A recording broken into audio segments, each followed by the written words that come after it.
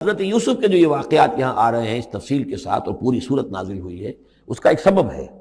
میں نے آپ سے عرض کیا تھا کہ یہ جو آخری دور تھا مکی، آپ کے قیام مکہ کے دور کا، زمانے کا، تو اس میں یہ کہ چیزیں پہنچ چکی تھی مدینے میں بھی خبریں، اور مدینے میں اہل کتاب کے یہود کے کان کھڑے ہو گئے تھے۔ اب انہیں تو امید تھی، منتظر تھے، نبوت تو آخری ظاہر ہونے والی ہے، لیکن سمجھتے تھے ہم میں سے ہوگا۔ یہاں بات بالکل جو ہے وہ تلپٹ ہو رہی ہے، لہذا وہ اب کچھ نہ کچھ شوشے چھوڑتے رہتے تھے اور انہیں کہتے تھے اپنے پیغامات کے ذریعے سے کہ اچھا تمہارے یہاں سنا کسی نے نبوت کا دعویٰ کیا ہے، اچھا تو اس سے یہ سوال پوچھو کہ یہ ابراہیم تو آباد تھے فلسطین میں، یہ جو یہودی بنی اسرائیل ہے یہ مصر میں کیسے پہنچ گئے، جو وہاں سے پھر حضرت موسیٰ ان کو نکال کر لے کر آئے، لیکن کیسے پہنچے، پہنچنے کا سبب کیا تھا، کیا ماجرا تھا؟ یہ اب تاریخ کا ایک سوال تھا جو انہوں نے کر دیا۔ اس کے جواب میں اللہ تعالیٰ نے یہ صورت نازل فرما دی اور اس قدر خوبصورت انداز میں نازل کی ہے۔ اور میں آپ کو ایک اور بات بھی بتا دوں کہ میرا قرآن مجید کے ساتھ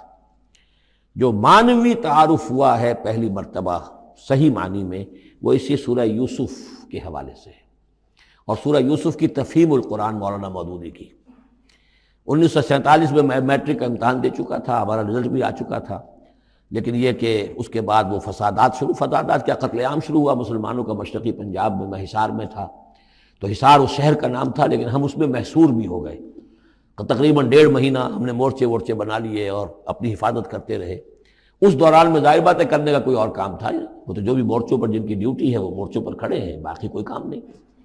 تو میں اور میرے بڑے بھائی اس زمانے میں پھر ایک مسجد کے اندر بیٹھ کر، چونکہ انہوں نے بھی، وہ مجھ سے تو ویسے 6 سال بڑے ہیں، انہوں نے بھی جب میٹرک کیا تھا تو عربی پڑھی تھی، اور میں نے تازہ میٹرک کیا تھا، اب میرے پاس بھی عربی کا مضمون تھا،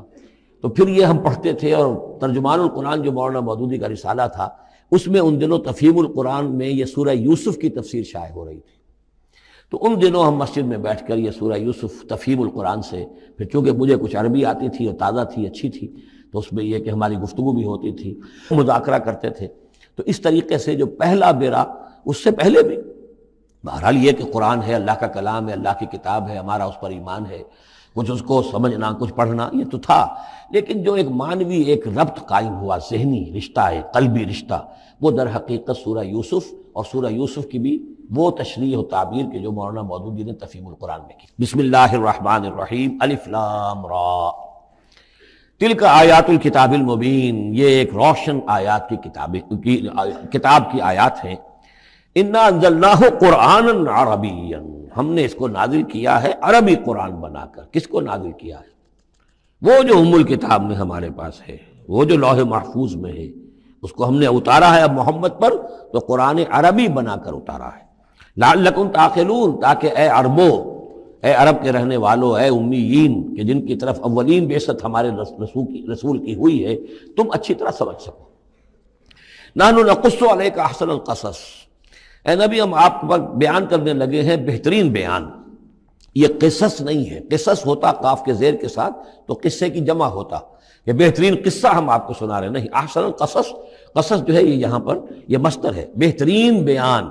ہم آپ کے سامنے بہترین بیان پیش کر رہے ہیں، بما اوحینا الیک ھذا القرآن، اس قرآن کے ساتھ جو ہم نے آپ کی طرف وحی کیا ہے۔ وَإِن كُنتَ مِن قَبْلِهِ لَمِنَ الْغَافِلِينَ، اور یقیناً آپ اس سے پہلے، اس قرآن میں اس قصے کے آنے سے پہلے، قرآن میں اس بیان کی آمد سے پہلے، وحی سے پہلے آپ یقیناً بالکل ناواقف تھے، غافل تھے، آپ کو کچھ معلوم نہیں تھا کہ یہ حضرت یوسف کیسے وہاں پہنچے اور بنی اسرائیل کیسے پہنچ گئے۔ اس قال یوسف لابیہ، حضرت یعقوب علیہ السلام کے ایک تو بڑی بیوی تھی، ان سے 10 بیٹے تھے، بڑے تھے، جوان تھے، پھر ایک چھوٹی بیوی تھی، ان سے یہ 2 بیٹے تھے، یوسف بڑے ان میں سے اور بنیامین چھوٹے، 12 بیٹے تھے ان کے یہ۔ اس قال یوسف لابیہ، یاد کرو جب کہ کہا تھا یوسف نے اپنے والد سے، حضرت یعقوب سے، یا ابت، ابا جان، انی رأیت 11 کوکبا، میں نے دیکھا ہے 11 ستارے، والشمس والقمر، اور سورج اور چاند، رأیتہم لی ساجدین، کہ وہ مجھے سجدہ کر رہے ہیں، میرے سامنے جو ہے سجدے میں ہیں۔ قال یا بنی لا تقصص رؤیاک علی اخوتک، حضرت یعقوب علیہ السلام نے اس بات کو سمجھ لیا کہ یہ 11 بھائی اور یہ میں ماں باپ، ہمارا کوئی خاص معاملہ ہونے والا اس بیٹے کے ساتھ، اور اللہ تعالیٰ اس بیٹے کی کوئی خاص فضیلت ظاہر کرنے والا ہے۔ لہذا فرمایا کہ یہ اپنا بیان لا تخصص رؤیا کا علی اخوتک کا، اپنے بھائیوں کے سامنے بیان نہ کر دینا، فیکیدوا لک کیدا، تو وہ تمہارے خلاف کو سازش کریں گے، اس لیے کہ ان میں پھر حسد کی آگ بھڑک اٹھے گی اور وہ سوچیں گے کہ اللہ تعالیٰ نے یہ فضیلت اگر کوئی رکھی تو ہماری بجائے وہ اس یوسف کے لیے رکھی ہے، تو اس سے کہ تمہیں کوئی غضب پہنچ جائے گا۔ ان شیطان للانسان عدو مبین، یقیناً شیطان تو انسان کا کھلا دشمن ہے ہی۔ وَكَذَلِكَ يَجْتَبِيكَ رَبُّكَ وَيُعَلِّمُكَ مِن تَأْوِيلِ الْأَحَادِيثِ، اور اسی طریقے سے تمہارا رب جو ہے تمہیں پسند کر لے گا، چن لے گا، یعنی نبوت کے لیے اب معلوم ہوتا ہے کہ میرے بیٹوں میں سے اللہ نے تمہیں چن لیا ہے، یہ معلوم ہوتا ہے۔ كَذَلِكَ يَجْتَبِيكَ رَبُّكَ، اسی طرح اللہ چن لے گا، برگزیدہ کرے گا تجھے۔ وَيُعَلِّمُكَ مِن تَأْوِيلِ الْأَحَادِيثِ، اور تمہیں سکھائے گا تعویل الاحادیث۔ اس کے دو معنی ہیں، ایک تو یہ کہ خواب کی تعبیر کرنا، اور یہ کسی بھی بات کی تہ تک پہنچ جانا، کنہ تک پہنچ جانا۔ تو عام اگر لیں گے تو کسی بھی بات، معاملہ فہمی جسے ہم کہتے ہیں، جز رسی، کسی چیز کے جو ہے اجزاء تک انسان پہنچ جائے، نگاہ دور تک چلی جائے، وہ بھی۔ اور یہ کہ اس کو تعویل الاحادیث جو ہے یہ خاص طور پر خوابوں کے لیے بھی ہے۔ وَيُتِمُّ نِعْمَتَهُ عَلَيْكَ، اور اتمام فرمائے گا اپنی نعمت کا تجھ پر، وعلی آل یعقوب، اور تمام آل یعقوب پر، کما اتمھا علی ابویک، جیسے کہ اس نعمت کا اس نے اتمام فرمایا تیرے آباء و اجداد پر، من قبل پہلے، ابراہیم و اسحاق، ابراہیم اور اسحاق پر، یعنی اسحاق تمہارے دادا اور ابراہیم تمہارے پردادا۔ اپنا نام انہوں نے نہیں لیا، ظاہر بات خود اپنا ذکر کیسے کرتے۔ ان ربک علیم حکیم، یقیناً تیرا رب جو ہے وہ علیم ہے اور حکیم ہے۔ لقد کان فی یوسف و اخوتہ آیات للسائلین، یقیناً حضرت یوسف اور ان کے بھائیوں کا جو واقعہ ہوا، جو ماجرا ہوا، اس میں تو نشانیاں ہیں پوچھنے والوں کے لیے، یعنی جنہوں نے یہ سوال پوچھوایا ہے اور جو پوچھ رہے ہیں ان سب کے لیے نشانیاں ہیں۔ اگر اسی قصے کو حقیقت بینی کے ساتھ جو ہے، حقیقت کی نگاہ کے ساتھ اسے دیکھیں اور طلب ہدایت کے لیے اس قصے پر غور کریں جو قرآن اب پیش کر رہا ہے، تو یہ کہ ان کے لیے تو بہت سی چیزیں جو ہے نکھر کر سامنے آ جائیں گی، حقائق واضح ہو جائیں گے۔ اذ قالوا لیوسف واخوہ احب الی ابینا منا ونحن عصبہ، جبکہ انہوں نے کہا کہ یوسف اور اس کا بھائی بنیامین احب الی ابینا منا، یہ ہمارے والد کو زیادہ محبوب ہیں ہم سے زیادہ محبت ان دونوں سے، ونحن عصبہ، جبکہ ہم ایک بڑی جماعت ہیں، طاقتور، بڑے تھے، جوان تھے، 10 تھے۔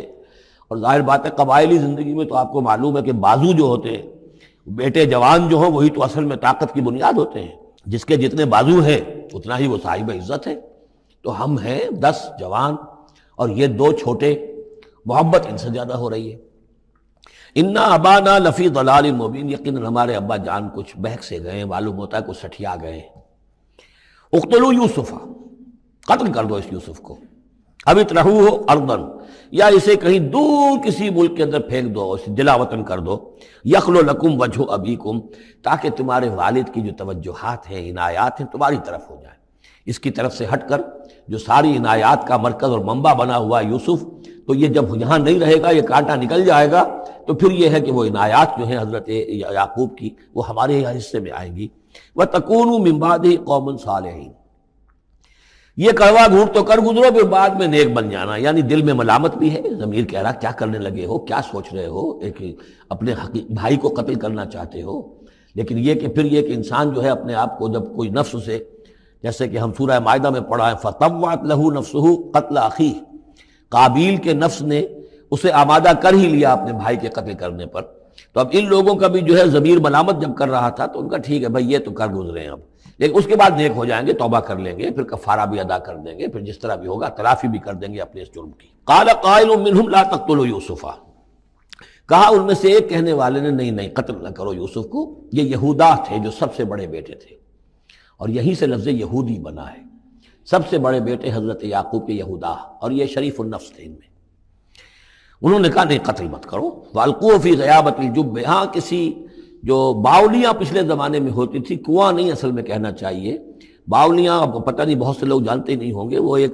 بہت گہرا سا جو ہے وہ کھودتے تھے تاکہ پانی تک پہنچ جائے، اور پھر جہاں پانی کی سطح ہوتی تھی اس کے آس پاس طاقچے بنے ہوتے تھے، تو ان طاقچوں میں سے غیابت الجب، ان میں سے کسی میں اس کو ڈال دو تاکہ پھر کوئی رسی نیچے پھینکے گا اور کوئی قافلہ آئے گا، اس کا کوئی پانی لینے والا آئے گا، یہ اس رسی کو پکڑ کر اوپر چلا جائے گا، وہ قافلہ اپنے ساتھ لے جائے گا جہاں جا رہا ہوگا، تو ہماری جان چھوٹے گی، تو ہم قتل کے مجرم نہیں ہوں گے۔ وَأَلْقُوهُ فِي غِيَابَةِ الْجُبِّ يَلْتَقِطْهُ بَعْضُ السَّيَّارَةِ، لے جائے گا اس کو، کوئی اٹھا لے جائے گا، کوئی قافلہ. ان کنتم فاعلین، اگر تم کرنے ہی والے ہو، یعنی اگر تم تل گئے ہو. اب ظاہر بات ہے کہ باقی 9 بھائی اگر تلے ہوئے تھے تو بڑے بھائی کی کچھ بس نہیں گئی. اس نے کہا اچھا کم سے کم یہ کرو، قتل تو نہ کرو، اس کو کسی کنویں کی کسی باولی کے طاقچے کے اندر رکھاؤ. قالوا یا ابانا ما لک لا تمنا علی یوسف وانا لہ لناصحون. اب انہوں نے کہا کہ ابا جان کیا وجہ ہے کہ آپ ہم پر بھروسہ نہیں کرتے یوسف کے معاملے میں، کبھی ہم پر اعتماد نہیں کرتے، ہمارے پاس اکیلا نہیں چھوڑتے، اسے کیا مسئلہ ہے؟ وَإِنَّا لَهُ لَنَاصِحُونَ، ہم تو اس کے بڑے خیر خواہ ہیں. ارسلہ معنا غدن، کل ذرا ہمارے ساتھ بھیجیے، ہم جا رہے ہیں، شکار کے لیے جا رہے ہیں، تو غدن بھیج دیجیے. یرتا یلعب، وہ بھی چرے چگے گا، کھائے پیے گا، درختوں کے اوپر چڑھے گا، کھیلے گا، کودے گا، اور کوئی پھل ول کھائے گا. یرتا جیسے چرنا چگنا، وہ یلعب اور کھیلے گا. وَإِنَّا لَهُ لَحَافِظُونَ، ہم اس کی حفاظت کرنے والے ہیں. قَالَ إِنِّي لَيَحْزُنُنِي، حضرت یعقوب نے فرمایا مجھے اس کا بڑا اندیشہ ہے، تشویش ہے، ان تذهبوا به، کہ تم اسے لے جاؤ.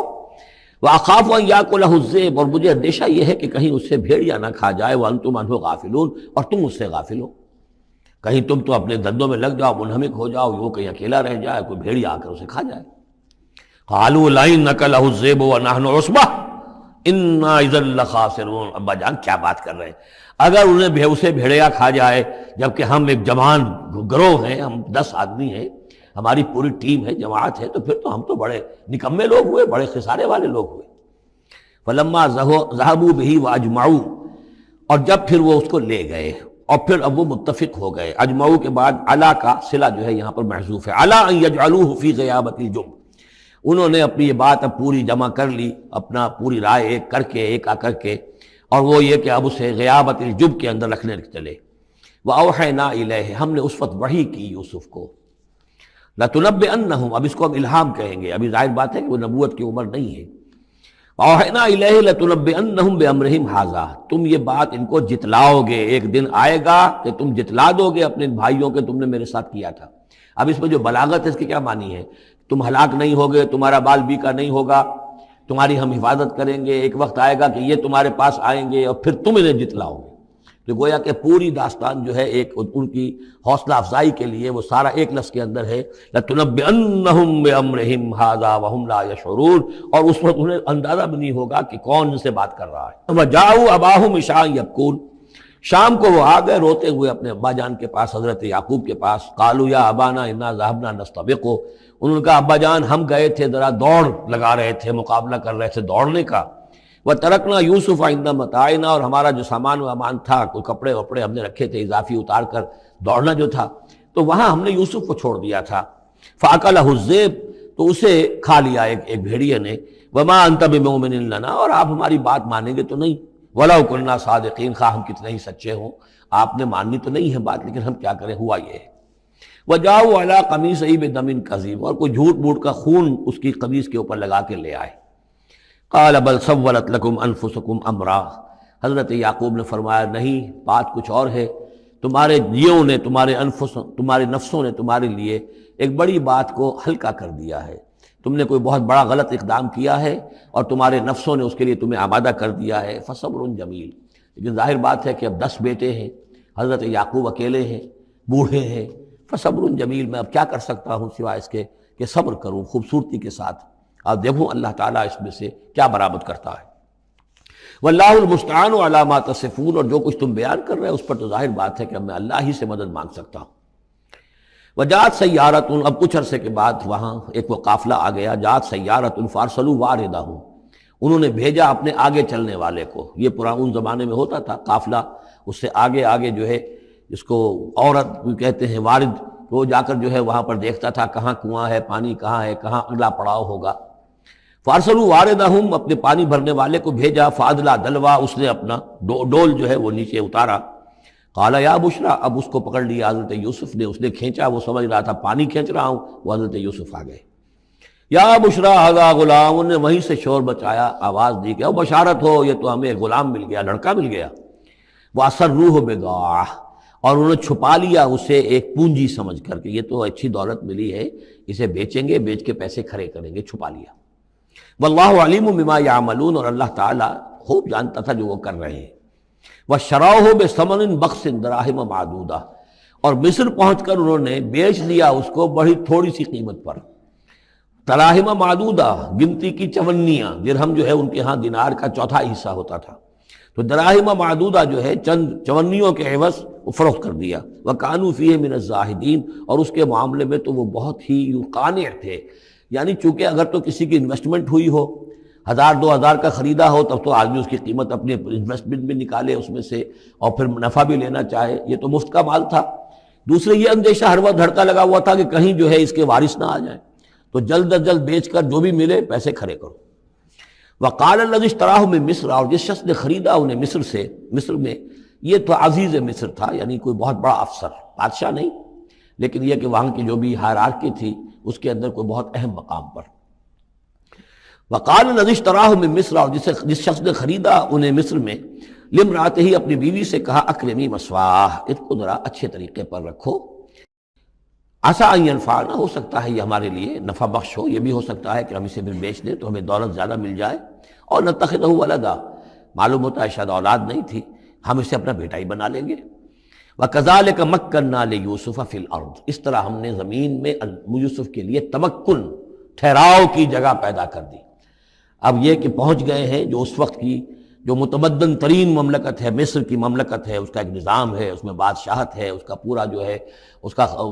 آبپاشی کا نظام ہے، اس میں تمدن کے ایک گہوارے میں پہنچا دیا، اور وہاں پر بھی کسی جھونپڑے میں نہیں، کسی بہت بڑے افسر، بہت بڑے صاحب حیثیت انسان کے گھر میں پہنچا دیا۔ وَكَذَلِكَ مَكَّنَّا لِيُوسُفَ فِي الْأَرْضِ وَلِنُعَلِّمَهُ مِن تَأْوِيلِ الْأَحَادِيثِ، اور تاکہ ہم اسے سکھائیں باتوں کی تہ تک پہنچنا۔ یعنی ظاہر بات ہے کہ اگر وہ کوئی بہت بڑا عہدے دار تھا، بہت بڑا افسر تھا، تو وہاں پر لوگ آتے رہتے ہوں گے، گفتگویں ہوتی ہوں گی، امور مملکت پر بحثیں ہوتی ہوں گی۔ اب یہ وہاں پر ایک خادم کی حیثیت سے ہیں، وہ باتیں ساری سن رہے ہیں، تو گویا کہ اس میں ان کے لیے تربیت کا سامان اللہ نے کر دیا کہ کہاں کسی اگر دیہاتی میں رہتے یا کہیں صحرا میں رہتے، کہاں یہ تمدن کے ایک گڑھ میں اور ایک ایسی جگہ پر جہاں پر بیٹھ کر سارے مشورے ہوتے ہوں، گفتگویں ہوتی ہوں، اور دوسرے ملکوں کی خبریں آتی ہوں، اس سے ان کے علم کے اندر معلومات میں بھی اضافہ ہوا، اور یہ کہ حالات و واقعات کا تجزیہ کرنا، اس سے استنتاج کرنا، نتیجہ نکالنا، اللہ نے یہ چیز انہیں سکھا دی۔ واللہ غالب علی امرہ، اللہ تعالیٰ تو اپنے معاملے پر، اپنے حکم پر، اپنے فیصلے پر غالب ہے، ولکن اکثر الناس لا یعلمون، لیکن اکثر لوگ جانتے نہیں۔ ولما بلغ اشدہ آتیناہ حکما وعلما، جب وہ اپنی پوری پختگی کو پہنچ گئے تو ہم نے انہیں حکم اور علم دونوں دیے، اس سے مراد نبوت ہے، حکمت بھی دی، علم بھی دیا۔ وَكَذَلِكَ نَجْزِي الْمُحْسِنِينَ، اسی طریقے سے ہم محسنین کو بدلہ دیتے ہیں، اچھا بدلہ دیتے ہیں۔ وَرَاوَدَتْهُ الَّتِي هُوَ فِي بَيْتِهَا، اور پھسلانے کی کوشش کی اس عورت نے جس کے گھر میں وہ تھے، وہی عزیز مصر کی بیوی، وہ ان پر فریفتہ ہو گئی۔ فی بیتہا عن نفسہ، ان کے جی سے پھسلانے کی کوشش کی، انہیں گناہ پر آمادہ کرنا چاہا، یہاں تک کہ وغلقت الابواب، ایک موقع پر اس نے دروازے بند کر دیے، وقالت حیت لک، اور بولی کہ جلدی کرو۔ قال معاذ اللہ، حضرت یوسف نے فرمایا اللہ کی پناہ طلب کرتا ہوں، انہ ربی احسن مثوایا، یہاں ربی دونوں طرف جا سکتا ہے، ایک تو اللہ کی طرف بھی، دوسرے یہ کہ میرا آقا، یہ لفظ جو ہے آقا کے لیے، بادشاہ کے لیے بھی اس صورت میں بار بار آیا ہے کہ میں خیانت کروں اپنے آقا کی، اس نے میرے ساتھ بہترین سلوک کیا ہے، اچھی طرح رکھا ہے، میں یہ بھی نہیں کر سکتا، اور یہ بھی ہو سکتا ہے اللہ نے سارا بندوبست کیا ہے، اللہ ہی نے تو سارا مکننا لیوسف، تو دونوں طرف یہ لفظ جا سکتا ہے۔ معاذ اللہ انہ ربی احسن مثوایا انہ لا یفلح الظالمون، گناہ گار اور ظالم لوگ جو ہیں فلاح نہیں پایا کرتے۔ وَلَقَدْ هَمَّتْ بِهِ وَهَمَّ بِهَا، اور وہ تو ان کی طرف لب کی، یا یوں سمجھیے کہ اس نے تو ارادہ کیا اس کا، وَهَمَّ بِهَا لَوْلَا أَن رَأَىٰ بُرْهَانَ رَبِّهِ، اور وہ بھی کرتا اگر نہ دیکھ لیتا اپنے رب کی ایک دلیل۔ یعنی یہ کہ یوسف جوان بھی تھے، یوسف جو ہے پھر بہرحال انسان تھے، طبع بشری کی بنیاد پر ان کے اندر بھی وہ ایک داعیہ پیدا ہو سکتا تھا، لیکن اللہ تعالیٰ کا خاص انتظام یہ ہوا کہ کوئی خاص اس وقت اللہ نے انہیں اپنی ایسی نشانی دکھائی، برہان دکھائی۔ روایات میں یہ آتا ہے کہ دیوار پر حضرت یعقوب علیہ السلام کی شکل ظاہر ہوئی، اور وہ انگلی سے اشارہ کر رہے تھے کہ باز رہنا، تو یہ تورات کے اندر ہے۔ تو بہرحال قرآن مجید بھی کوئی اس کی یعنی نفی نہیں ہے اس میں، بلکہ ہو سکتا ہے الرا برہان ربہ، تو یہ اللہ کی طرف سے یہ بات دکھا دی گئی ہو، یہ کوئی انہونی بات نہیں۔ اور یہ ایک بات کو وَلَقَدْ هَمَّتْ بِهِ وَهَمَّ بِهَا، تو یہاں پہ لولا الرا برہان، وہ بھی بڑھتے ہیں، یعنی یہ کہ یہ چیزیں جو ہیں بہرحال جہاں تک فطرت انسانی کا تقاضا ہے اس میں ثابت قدم رہنا آسان کام نہیں ہے۔ کذالک لنصرف عنہ السوء، اور یہ اس لیے کہ ہم پھیر دیں اس سے بدی کا رخ والفحشاء اور بے حیائی کا۔ ہم نے خاص اہتمام کیا حضرت یوسف علیہ السلام کی عفت و عصمت کی حفاظت کی۔ انہ من عبادنا المخلصین، یقیناً وہ ہمارے بڑے مخلص بندوں میں سے تھے۔ یہ مخلص اور مخلص کا فرق نوٹ کر لیجئے۔ مخلص اس میں فاعل ہے، خلوص کرنے والا، اور مخلص وہ جس کو خالص کر لیا گیا ہو۔ اللہ کے مخلص بندے وہ ہیں جن کو اللہ نے اپنے لیے خالص کر لیا، تو یہ اللہ کے خاص بندے، چہیتے بندے مخلص ہیں جنہیں اللہ نے اپنے لیے خالص کر لیا ہے۔ واستبق الباب، وہ دونوں دوڑے دروازے کی طرف، یعنی حضرت یوسف علیہ السلام نے اس کی نیت بری دیکھی اور دیکھا کہ وہ تلی ہوئی ہے، اس کے اوپر شیطان کا بھوت سوار ہے، تو وہ دروازے کی طرف لپکے کہ میں بھاگ جاؤں، پیچھے وہ دوڑی۔ قالت وقدت قمیصہ من دبر، اور دوڑ میں اس میں یہ ہوا کہ اس نے جو پیچھے سے پکڑنے کی کوشش کی حضرت یوسف کو، تو ان کا کرتا جو ہے اس کے ہاتھ میں آ گیا اور وہ پھٹ گیا۔ حضرت یوسف دوڑ رہے ہیں، پیچھے سے وہ کرتے کا دامن جو ہے پھٹ گیا۔ وَأَلْفَيَا سَيِّدَهَا لَدَى الْبَابِ، اور اچانک ہو سکتا ہے غیر متوقع طور پر، وقت ایسا نہ ہو عام طور پر آنے کا، اس کا جو شوہر تھا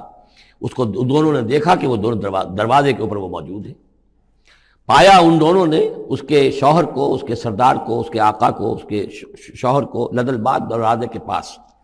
قالت ما جزاء من اراد باهلك سوءا، اب دیکھیے یہ ہے وہ کہ جو عورت کے جو چلتر جس کو کہتے ہیں مشہور، فوراً جو اس نے پیتلا بدلا ہے، اس نے کہا اپنے شوہر سے مخاطب ہو کر، بڑا سوچو کیا سزا ہونی چاہیے اس شخص کی جو تمہاری بیوی کے ساتھ بدکاری کا ارادہ کرے، یعنی یہ کہ یہ جو یوسف ہے یہ مجھ پر گویا کہ مجرمانہ حملہ کرنا چاہتا تھا اور میں نے اپنے آپ کو بچایا ہے۔ قالت ما جزاء من اراد باهلك سوءا الا ان يسجن، اس کی سوا کیا سزا ہو سکتی ہے کہ اسے جیل میں ڈال دیا جائے، اور عذاب علیم، یا اسے کوئی اور دردناک عذاب دیا جائے۔ اب ظاہر ہے اپنے دفاع کے لیے حضرت یوسف کو کچھ نہ کوئی بیان تو دینا تھا۔ قال هي راودتني عن نفسي، انہوں نے صاف بیان کر دیا کہ خود اس نے مجھے گناہ پر آمادہ کرنا چاہا تھا اور پھسلانا چاہا تھا مجھے میرے جی سے۔ وشهد شاهد من اهلها، اب یہ کہ وہاں کوئی اور تھا، کوئی شخص کہ جو تھا اس عورت، وہ زلیخا اس کا نام آتا ہے تو رات میں قرآن میں کہیں نہیں ہے، امراۃ العزیز تو آتا ہے، اس عزیز کی بیوی، بڑے افسر کی بیوی، لیکن یہ کہ اس کا کوئی رشتہ دار بھی وہاں آن موقع پر موجود تھا، تو اس نے قرائن کی جو گواہی ہوتی ہے، سرکمسٹانشل ایویڈنس، اس کی بات کی۔ انہوں نے کہا کہ اگر تو اس کا کرتا پھٹا ہوا ہو، شاہد شاہد من اہلہا، اس عورت کے عزیزوں رشتہ داروں میں سے گواہی دینے والے نے ایک نے گواہی دی، اگر اس کا کرتا پھٹا ہوتا سامنے سے، فصدقت، تو وہ سچی ہوتی، وہو من الکاذبین، اور یہ جھوٹا ہوتا۔ یعنی اگر کوئی مرد حملہ کر رہا ہے اور عورت اپنا تحفظ کر رہی ہے اور اس میں جو ہے کہیں کرتا پھٹتا ہے مرد کا، تو وہ سامنے کا حصہ پھٹے گا۔ وَإِن كَانَ قَمِيصُهُ قُدَّ مِن دُبُرٍ، اور اگر اس کی قمیص ہے پھٹی ہوئی پیچھے سے، فَكَذَبَتْ، تو وہ جھوٹی ہے، وَهُوَ مِنَ الصَّادِقِينَ، اور وہ سچا ہے۔ اب یہ بھی آپ دیجئے، کریڈٹ دیجئے بہرحال کہ اس کی عورت کے رشتہ داروں میں سے کسی نے اتنی عادلانہ بات کی ہے، اتنی حکیمانہ بات بھی کی ہے، عادلانہ بھی کی ہے اور حق کی بات کی ہے، تو معلوم ہوتا ہے کہ اس معاشرے کے اندر بھی جہاں بہت سی خرابیاں بھی تھیں، آگے آ جائیں گی وہ خرابیوں کا بھی ذکر ہے، لیکن یہ کہ بہرحال کچھ نہ کچھ اچھائیاں بھی تھیں۔ فلما رأى قميصه قد من دبر، جب اس نے دیکھا کہ قمیص تو پھٹی ہوئی ہے پیچھے سے، قال انه من کید کن، تو اس نے کہا اس عزیز مصر نے اپنی بیوی سے کہ یہ تمہاری ہی چالوں میں سے ہے، فریب میں سے ہے، ان کید کن عظیم، تم عورتوں کی چالیں جو ہیں اور تمہارے عورتوں کے جو فریب ہیں وہ بہت بڑے ہیں۔ یوسف اعرض عن ھذا، اب اس نے کہا یوسف ٹھیک ہے اس سے درگزر کرو، عن ھذا، اعرض عن ھذا، واستغفری لذنبک، اور دیکھو تم اپنی بیوی سے مخاطب ہو کہا تم اپنے گناہ کا استغفار کرو، توبہ کرو، انک کنت من الخاطئین، یقیناً تو ہی تھی خطا کار۔ وقالت نسوۃ فی المدینہ، اور کہا عورتوں نے شہر کے اندر، امرأۃ العزیز ہے، یہ ہے وہ عزیز کی بیوی، تراود فتاح عن نفسہ، وہ اپنے غلام کو پھسلا رہی ہے اور اس کو چاہتی ہے اسے گناہ پر آمادہ کرنا، قد شغفہا حبا، وہ اس کی محبت میں گرفتار ہو گئی ہے۔ انا لنراہا فی ضلال مبین، ہم دیکھتے ہیں وہ تو بڑی بھٹک گئی ہے اپنے غلام کے ساتھ یہ معاملہ، اور یہ تو بہت ہی گھٹیا بات ہے۔ فلما سمعت بمکرہن، جب اس نے امرأۃ العزیز نے سنی یہ باتیں میرے خلاف، اب یہ چرچے ہو رہے ہیں، تو اس نے چاہا کہ ان سب کا جو چونکہ اوپر کی سوسائٹی تھے وہ سارے کے سارے جو ہیں سوراخ تو سبھی کے ہاں تھے، گندگیاں ہر ایک کے ہاں تھی، لیکن یہ موقع مل گیا عورتوں کو کہنے کا، اسے معلوم تھا خود ان کے اپنے کردار کیسے کچھ ہیں، لیکن اس نے چاہا کہ اس کا بھانڈا جو ہے چوراہے کے اندر ان کے کردار کا بھی پھوڑ دیا جائے۔ ارسلت الیہن، تو ان سب کو بلوایا ایک دعوت میں، وَأَعْتَدَ لَهُنَّ مُتَّكَئًا، اور اہتمام کیا ایک مجلس کا، ایک ڈنر کا، اور اس میں یہ کہ سب جو متکئان جو سہارا لے کر بیٹھے ہوئے ہیں، وَآتَتْ كُلَّ وَاحِدَةٍ مِّنْهُنَّ، اور ہر عورت کو اس نے ایک چھری اس کے سامنے رکھی، سکینن، ایک چھری، جب کوئی پھل وغیرہ ہوں گے اس کے ساتھ چھری بھی سب کو دی گئی ہے۔ وَقَالَتِ اخْرُجْ عَلَيْهِنَّ، اور کہا کہ اے یوسف ذرا نکلو ان کے ساتھ، برآمد ہو، ان کے سامنے آ جاؤ۔ فَلَمَّا رَأَيْنَهُ، تو جب ان سب نے اس کو دیکھا، اکبرنہ، تو ششدر رہ گئیں، وَقَطَّعْنَ أَيْدِيَهُنَّ، اور ان سب نے اپنے ہاتھ کاٹ لیے۔ اس میں ایک کا تو کسی کا غلطی سے ہاتھ کٹ گیا ہوگا، چوک گئی ہوگی، دیکھ کر ایک دم جو چونکی کہ یہ اس قدر حسین و جمیل، یہ تو انسان نہیں معلوم ہوتا،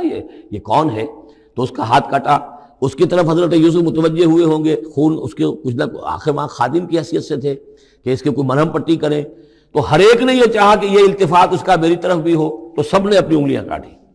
قطعنا، اب یہاں پر یہ غلطی سے بات نہیں ہو سکتی، اس لیے کہ یہ قطع یقطع تقطیعا باب تفعیل ہے، اس تفعیل کے اندر تو اہتمام اور پوری طریقے سے کوئی ارادہ کر کے کسی کام کو کیا جاتا ہے۔ اپنے ہاتھ کاٹ لیے۔ وَقُلْنَا حَاشَا لِلَّهِ مَا هَذَا بَشَرًا، ان کہا کہ حاشا للہ، یہ شخص، یہ تو آدمی نہیں ہے، ان ھذا الا ملک کریم، یہ تو معلوم ہوتا ہے کہ کوئی بہت ہی بزرگ فرشتہ ہے۔ قالت فَذَلِكُنَّ الَّذِي لُمْتُنَّنِي فِيهِ، تو اس نے کہا یہ ہے وہ جس کے بارے میں تم مجھے ملامت کر رہی تھی اور مجھ پر جو ہے تم تان کر رہی تھی۔ وَلَقَدْ رَاوَدتُّهُ عَن نَّفْسِهِ، اور میں نے اسے یقیناً پھسلانا چاہا، گناہ پر آمادہ کرنا چاہا، فَاسْتَعْصَمَ، لیکن وہ جمع رہا،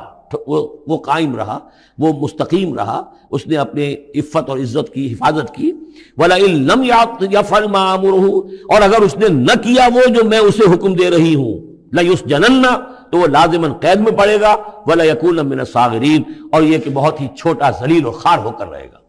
اس سے آپ اندازہ کر لیجئے کہ اس اونچی سوسائٹی کا اخلاقی طور پر اس وقت کیا حال ہو چکا تھا، کس دھڑلے سے یہ کہہ رہی ہے، اور ان کی تمام بیگمات کا بھی جو مسئلہ تھا وہ بھی سامنے آ چکا، اور اس میں ظاہر بات ہے کہ اسی دھڑلے کے ساتھ اس کا اعلان کرنا اپنے گناہ کا، کوئی اس میں حجاب محسوس نہیں کر رہی۔ قال رب السجن احب الی مما یدعوننی الیہ، حضرت یوسف نے دعا کی، پروردگار مجھے قید زیادہ پسند ہے اس چیز سے جس کی طرف یہ مجھے بلا رہی ہیں۔ وَإِلَّا تَصْرِفْ عَنِّي كَيْدَهُنَّ،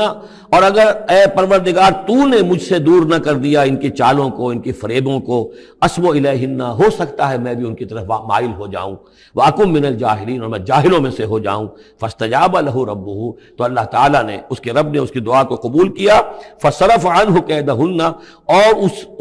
ان سب کی عورتوں کی جو چالیں تھیں ان سے ان کو بچا لیا۔ انہ هو السمیع العلیم، یقیناً وہی ہے سننے والا اور جاننے والا۔ ثم بدا لهم من بعد ما رأوا الآیات، پھر یہ بات ان پر واضح ہو گئی، منکشف ہو گئی جب یہ ساری نشانیاں دیکھ لیں۔ لَيَسْجُنُنَّهُ حَتَّىٰ حِينٍ، کہ عافیت اسی میں ہے کہ کچھ عرصے کے لیے اسے جیل میں ڈال دیا جائے۔ پبلک سیفٹی کا معاملہ یہی ہے، مصلحت عامہ کا تقاضا یہی ہے۔ ہم اپنی عورتوں کو تو سنبھال کے نہیں رکھ سکتے، لیکن پبلک سیفٹی کے لیے اس کو جیل میں ڈال دینا چاہیے۔ وَدَخَلَ مَعَهُ السِّجْنَ فَتَيَانِ قَالَ أَحَدُهُمَا إِنِّي أَرَانِي أَعْصِرُ خَمْرًا وَقَالَ الْآخَرُ إِنِّي أَرَانِي أَحْمِلُ فَوْقَ رَأْسِي خُبْزًا تَأْكُلُ مِنْهُ الطَّيْرُ مِنْهُ نَبِّئْنَا بِتَأْوِيلِهِ إِنَّا نَرَاكَ مِنَ الْمُحْسِنِينَ صدق اللہ العظیم۔ اور داخل ہوئے ان کے ساتھ جیل میں دو جوان۔ جب انہیں جیل میں بھیجا گیا حضرت یوسف علیہ السلام کو، تو اتفاقاً اسی موقع پر دو اور قیدی بھی لا کر داخل کیے گئے۔ قال احدہما، ان میں سے ایک نے یہ کہا، انی ارانی اعصر خمرا، میں یہ دیکھ رہا ہوں، خواب میں نے دیکھا ہے کہ میں شراب کشید کر رہا ہوں۔ وقال الآخر، اور دوسرے نے کہا، انی ارانی احمل فوق راسی خبزا، میں دیکھتا ہوں اپنے آپ کو کہ میں اپنے سر پر وہ روٹیاں اٹھائے ہوئے ہوں، تاکل الطیر منہ، اور اس روٹیوں میں پرندے جو ہے کھا رہے ہیں، چونچے مار رہے ہیں۔ نبئنا بتاویلہ، ہمیں ذرا ان خوابوں کی تعویل بتائیے۔ انا نراک من المحسنین، ہم دیکھتے ہیں کہ آپ عام قیدیوں کی طرح نہیں ہیں، آپ کا کردار، آپ کی شخصیت، آپ کی سیرت، آپ کی وجاہت یہ بالکل مختلف ہے۔ ہم دیکھتے ہیں کہ آپ تو بہت اچھے آدمی ہیں، بہت بزرگ آدمی ہے، تو ہمیں امید ہے کہ آپ ہمارے خوابوں کی تعویل بتا سکیں گے۔ قال لا یاتیکما طعام ترزقانہ الا نبأتکما بتاویلہ، حضرت یوسف نے فرمایا کہ کہ جو کھانا آتا ہے تمہارے لیے وہ راشن کا وقت معین ہوگا جو قیدیوں کو تقسیم کیا جاتا ہے، تو نہیں آئے گا تم تک کھانا جو دیا جاتا ہے تمہیں مگر یہ کہ میں بتا دوں گا تمہیں اس کی تعویل۔ یعنی فوراً جواب نہیں دیا، کچھ ان سے ٹائم لیا، کچھ وقت لیا انہوں نے کہ اس پہ اپنی تبلیغ کر سکیں، اپنی بات اس کو بتا سکیں کہ جب یہ اب میری طرف متوجہ ہوئے ہیں۔ اور یہ داعی حق کا یہ کام ہوتا ہے کہ وہ ہر وقت اس فکر میں رہے کہ کسی بھی اعتبار سے کوئی موقع ہو کہ کوئی خیر کی بات کسی سے کہنے کے لیے صحیح جو ہے تقریب پیدا ہو جائے تو اس موقع سے فائدہ اٹھایا جائے۔ الا نبأتکما بتاویلہ قبل ان یاتیکما، اس سے پہلے کہ تمہارا وہ راشن آئے۔ ذالکما مما علمنی ربی، اور دیکھو یہ وہ چیز ہے جو میرے رب نے مجھے سکھائی ہے، میں کوئی دعوے دار نہیں ہوں اپنے کسی ذاتی کمال کا۔ اب اس میں خود بخود اس جملے میں بھی اللہ تعالیٰ کی طرف ایک توجہ اور اللہ کی طرف ایک نسبت موجود ہے۔ انی ترکت ملت قوم لا یؤمنون باللہ وہم بالآخرۃ ہم کافرون، دیکھو میں نے ترک کر دیا ہے اس قوم کا راستہ کہ جو نہ اللہ کو مانتے ہیں اور نہ ہی آخرت پر ان کا یقین ہے، بلکہ آخرت کے وہ کافر ہیں، منکر ہیں، نہیں مانتے آخرت کو۔ واتبعت ملت آبائی، اور میں نے پیروی کی ہے، اختیار کر لی ہے ملت اپنے آبا کی، ابراہیم و اسحاق و یعقوب، یعنی ابراہیم اور اسحاق اور یعقوب کی۔ یہاں اس سے مراد کیا ہے؟ دیکھیے کہ ایک شخص جو ہے بچپن میں ہی اگر پیدا ہوا ہے مسلمانوں میں تو ایک تو ہے موروثی عقائد کے جو اسے ملے ہیں، اور ظاہر بات ہے کہ وہ اللہ کا نام جانتا ہے، رسول کا نام جانتا ہے، کلمے اس کو پڑھا دیے گئے، نماز سکھا دی گئی۔ لیکن ایک ہوتا ہے جب انسان شعور کی عمر کو پہنچے تو خود اپنے غور و فکر سے اپنا جو فری ایک چوائس ہے اس کو ایکسرسائز کرتے ہوئے کسی شے کو قبول کرنا، کسی شے کو اختیار کرنا۔ تو گویا کہ حضرت یوسف علیہ السلام اس کا تذکرہ کر رہے ہیں کہ میں نے شعوری طور پر، کیونکہ اب جو زندگی گزر رہی ہے، جن لوگوں کے مابین گزر رہی ہے، وہ لوگ تو کافر ہیں، وہ لوگ تو کسی نبی سے وحی سے واقف ہی نہیں ہیں، مصر کی قوم ہے، لیکن یہ کہ میں نے ان کے طریقے کو چھوڑ دیا ہے شعوری طور پر فیصلہ کر کے، میں نے شعوری طور پر اختیار کیا ہے اپنے آبا و اجداد، صرف اس لیے نہیں کہ وہ میرے آبا و اجداد ہیں بلکہ اس لیے کہ ان کا راستہ میرے نزدیک صحیح ہے، عقل سلیم کے نزدیک جو ہے وہی معقول ہے۔ واتبعت ملت آبائی ابراہیم و اسحاق و یعقوب ما کان لنا ان نشرک باللہ من شیء، دیکھو ہمارے لیے یہ روا نہیں ہے کہ ہم اللہ کے ساتھ کسی بھی شے کو شریک کریں۔ ذالک من فضل اللہ علینا، یہ اللہ کا بڑا فضل ہے ہم پر، وعلی الناس، اور سب لوگوں پر۔ اللہ نے تو انسانوں کو اشرف المخلوقات بنایا، اور یہ کہ انسان جو ہے اللہ کے سوا کچھ اور چیزوں کو کہ جنہیں اللہ نے انہی کی چاکری کے لیے پیدا کیا ہے اپنا معبود بنا لے۔ ولیکن اکثر الناس لا یشکرون، لیکن اکثر لوگ شکر نہیں کرتے، شکر گزار نہیں ہوتے۔ یا صاحب السجن، اے میرے جیل کے دونوں ساتھیوں، ارباب متفرقون خیر ام اللہ الواحد القہار، خود غور کرو، کیا یہ بہت سے جو ارباب ہم نے بنا رکھے ہیں یا تم نے بنا رکھے ہیں، بہت سے دیوی دیوتا متفرق جدا جدا ہیں، یہ بہتر ہے یا ایک الواحد اب اللہ الواحد القہار، یا اللہ جو اکیلا ہے اور پوری طریقے سے چھایا ہوا ہے۔ ما تعبدون من دونہ الا اسماء سمیتموہا انتم وآباؤکم، نہیں پوچھتے تم اس کے سوا دیویوں اور دیوتاؤں کو مگر یہ کوئی شے نہیں ہے، یہ کچھ نام ہے جو تم نے رکھ لیے ہیں، تم نے بھی اور تمہارے آباء و اجداد نے بھی۔ ما انزل اللہ بہا من سلطان، اللہ تعالیٰ نے ان کے لیے کوئی سند نہیں اتاری۔ ان الحکم الا للہ، اختیار مطلق صرف اللہ کا ہے، حکم دینے کا اختیار، فیصلے کا اختیار، قانون دینے کا اختیار صرف اللہ کا ہے۔ امر اللہ تعبدوا الا ایاہ، اور اس نے یہ حکم دیا ہے کہ اس کے سوا کسی اور کو مت پوجو، مت بندگی کرو۔ ذالک الدین القیم، یہی ہے دین سیدھا اور قائم اور دائم، ہمیشہ کا دین۔ ولیکن اکثر الناس لا یعلمون، لیکن اکثر لوگ علم نہیں رکھتے۔ یا صاحب السجن، اے میرے زندان کے دو ساتھیوں، اما احدکما فیسقی ربہ خمرا، تم میں سے ایک جو ہے وہ تو اپنے آقا، رب کا لفظ آیا ہے بادشاہ کے لیے، اپنے آقا کو، بادشاہ کو شراب پلائے گا۔ یہ پہلے بھی ایک شخص تھا، ساقی تھا یہ بادشاہ کا، لیکن یہ کوئی اس کے اوپر الزام لگا، اس الزام میں اس کو جیل بھیج دیا گیا، لیکن اس کے بعد یہ بری ہو گیا، ری انسٹیٹ ہو گیا اپنی پوزیشن پر، اور اس کی خبر دے دی حضرت یوسف علیہ السلام نے اس کے خواب کے حوالے سے کہ آصر و خمرہ، میں دیکھ رہا ہوں کہ میں شراب کشید کر رہا ہوں۔ تو آپ نے اس کی تعویل یہ کی کہ تمہارے خواب کا مطلب یہ ہے کہ تم رہائی پا جاؤ گے اور پھر تم اپنے بادشاہ کے پاس جا کر، آقا کے پاس وہی خدمت جو ہے ساقی گری کی تم کرو گے۔ وَأَمَّا الْآخَرُ، اور جو دوسرا ہے فَيُسْلَبُ، اسے سولی دے دی جائے گی۔ فتاکل طیر من راسہ ہی، تو ظاہر بات ہے سولی جن کو چڑھا دیا جاتا تھا تو پرندے جو ہیں پھر ان کی جو وہ کھوپڑیاں ہیں اس میں آ کے چونچے مار کے اور پھر جو دماغ کا گودا ہے اس کو وہ کھاتے تھے۔ تو فرمایا کہ وہ پھر تاکل الطیر من راسہ ہی، جب وہ سولی پر چڑھا ہوا ہوگا تو پرندے آئیں گے اور اس کی کھوپڑی میں چونچے مار کے اس کے سر میں سے کھائیں گے، بھیجا کھائیں گے۔ قضی الامر الذی فیہ تستفتیان، فیصلہ کر دیا گیا اس معاملے کا جس کے بارے میں تم دونوں نے فتویٰ مانگا تھا، رائے پوچھی تھی۔ وقال للذی ظن انہ ناج، اور حضرت یوسف نے کہا اس شخص سے جس کے بارے میں ان کا گمان تھا کہ یہ نجات پا جائے گا، رہائی پائے گا، چلا جائے گا، منہما ان دونوں میں سے، اذکر افنی عند ربک، کبھی میرا ذکر کرنا اپنے رب کے پاس، اپنے آقا، اپنے مالک، اپنے بادشاہ کے پاس میرا بھی ذکر کرنا کہ ایک شخص ہے، بے گناہ ہے اور اس طریقے سے جیل میں اس کو ڈال دیا گیا ہے۔ فانساہ شیطان ذکر ربہ،